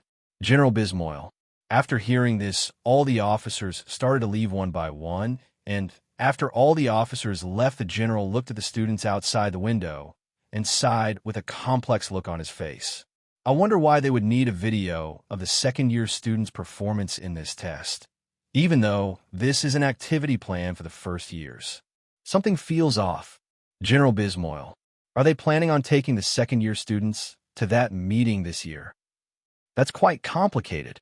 General Bismoil. Thinking this far, the general sighed and went on to complete his work. Next day, near the entrance gate of the SSA, several students are chatting excitedly about their mission. Apparently, it seems that the second-year students would be leading us in this mission. Yeah, I was shocked when the teacher suddenly announced that the second years would be here too. Hey, what do you think which senior would lead our group? Would it be the Berserk Warrior Link or the Mad Demon Sorda? I'm getting excited. In your dreams. Your luck isn't that good. You, peasants, don't deserve such amazing people's guidance. What did you say? You want to fight, huh? As the students started to get more and more excited, the teacher arrived and reminded them of the instruction one last time. Now that everyone is ready, move towards the second-year students with the same group number tag on them. After the teacher said that, the second-year student appeared one by one from the general's residence building. All of them have their respective number tags on them. All the first-year students started to look for their respective group leaders excitedly. The same is true for Group 1. They also looked around for a while and found their group leader. Are you the Berserk Warrior Link, the one who was ranked 1 last year? Len. Yeah, I am ranked 1, but who made that name Berserk Warrior? From which angle am I a berserker? Link. Link looked at the 3 excited students and shook his head. Children these days, sighed Link. Inside the SSA. Link's group. Group number 1 has been walking around here for about an hour or so. The survival test has just started, and there is a long way to go as of yet. But that is not what the 3 first-year members of the group are worried about. Maha! These monsters are so weak, ha ha ha. Link was laughing like a madman while punching the monsters in a meat paste. Most of the weaker monsters ran away terrified of Link's terrifying aura, and the rest who were not able to run on time were smashed in a meat paste by Link in a single punch. All 3 newbies looked at each other with a complicated expression on their faces. What are we supposed to do here again? Len. Who knows? Perhaps to watch monsters get slaughtered. Ars. Hey guys, we should perhaps stop him, alright? Leo. While the 3 were contemplating what to do next, Link caught a huge bear with one hand and smashed the bear's head into smithereens by banging his head on the bear's head, resulting in Link's head being covered with blood, making him look like a madman. Ha ha ha, is that all? Come, I'm not satisfied yet. Ha ha ha. Link, well, now I understand why they put his name Berserk Warrior Link. Ours. Why ya? Len. While the three were looking at Link in shock, Link stood at the pile of corpses and looked at them. He smiled like a devil and said, "Let's go ahead, guys. There should be stronger monsters ahead. Ha ha ha ha." Link. After saying that, Link hurried in a different direction, while the rest of the three struggled to follow behind him, due to his speed of jumping and passing through the forest. At the same time, Leah's group. Orcs generally have a few weaker spots you can target to defeat them, like their heart, eyes, or neck. I would recommend you go for the eyes first. It gives you an advantage over the opponent when fighting like this. Leah. While saying that, Leah stabbed the eyes of the orc lying on the ground. The orc started to flail madly from pain, but since its hands and legs were sliced off by Leah, it couldn't do anything but wail in pain. Its heart-wrenching cries made the surrounding monsters cower in fear. But Leah ignored these and calmly demonstrated the weakness of the orcs by stabbing and slicing them while explaining it to the three first years, who were looking at her in fear. Unlike the ignorant Link, Leah properly demonstrates the weaknesses of several monsters to them since they entered the area. It's been an hour, and Leah has already tortured about 5 monsters like mad demons with no emotions. Her calm torturing of the monster made the students realize why she is given the nickname Mad Demon Sword Leah. One of the 2 girls in the group mustered up her courage and asked, but do you also use these weaknesses when fighting the orcs as senpai?" Leah looked at the girl strangely and then said, "Well, these weaknesses are meant to be targeted and used by those who are in equal or lower rank than these orcs, but someone who is higher in rank than these orcs, like me, will be able to brute force their way during the fight like this." Leah channeled her mana and stabbed the wailing orc in the stomach, causing a huge hole to burst out. Her attack made a hole of 1 meter in diameter, which went right through the body of the orc and even made a pit in the ground. The impact made the innards of the orc fly and splash on the newbies, making them covered in blood, while they looked at Leah with a horrified look as if they had seen a demon. Looking at all the dead bodies pierced through around them and looking at the horrifying death of this orc, all 3 of the newbies had only one thought in their minds. She is indeed a demon. At the same time, Ria's group. "Yash, your wounds are all healed up." Ria. Thank you, senpai." "Hee, welcome." "Hee, they call me senpai." "Hee, Ria." Being called senpai made Ria very happy. A sweet smile hung on her cute face, making the newbies stunned by her. All of the 3 had only one thought on their mind. "We must protect this cute creature." One of the newbies asked, "By the way, senpai, you are a healer. How would you fight if a strong monster came?" Well, I can't really fight, but I can buff you guys up, so there shouldn't be much of a problem. After all, with a B-rank healer providing the buffs, you could easily fight a C-rank opponent at least." Ria smiled and said, "And if a stronger monster came, we will courageously take our weapons and run away." Ria. "But don't worry, as a B-rank healer, my physical capabilities are as strong as an ordinary C-ranker at least, I think. So we can run without worry." Ria. "Yes, we will run away, senpai." All 3 of the newbies cheered up with bright smiles on their faces while crying in their minds. Seriously, if a strong monster came, we would be so dead. At the same time, Fade's group. Fade blasted a wolf monster with flame magic in one attack. "Oh, you are so strong. Fade senpai." This is nothing. I can even kill a B-rank monster in one shot." Fade, obviously bragging. These idiots believing everything I say like blockheads while bragging feels good too. Fade. "By the way, senpai, is it really true that you once beat the #1 ranked Link Rex to the point he begged you for mercy?" Of course, his face was covered in tears and snot at the time, and he begged me to spare him in a trembling voice after I defeated him in that B-rank dungeon. Fade. "You are so amazing, senpai."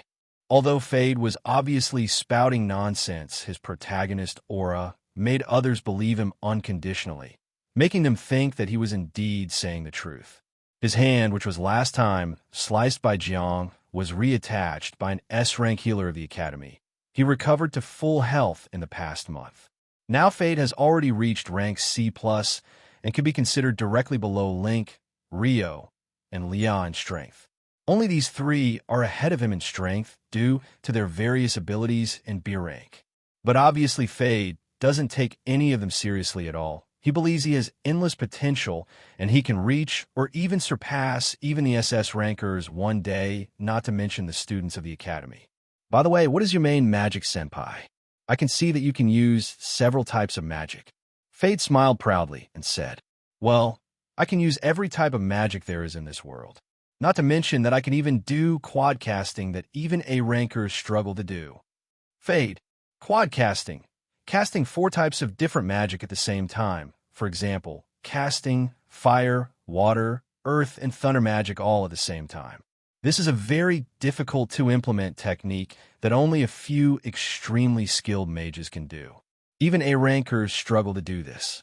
But Fade is an exception. He can learn and do it with the help of his system. Wow, you are so amazing, senpai. While Fade was walking with a smug look on his face, a huge hand punched him in the back, making him fly away and collide with several trees before landing on the ground. Cough. Cough. Ugh. What the heck? Fade. Fade looked back and found a huge monster with a face like an octopus and a body like an orc standing behind him. Its tentacles, which were connected to its octopus head, were carrying the newbies in their grasp. Mimic Walker. A monster that can mimic the voices of its captured prey to lure or bring the guard down of the other prey. Its body is as strong as an ogre, and it has a high magic resistance. Generally, it's better to fight it without a mage. The monster opened its huge mouth filled with razor-sharp teeth and said, "You are so amazing, senpai." Hearing the monster mimic the voice of Anubis, Fade understood that all this while he was bragging to a monster. Ugh, damn you, Fade.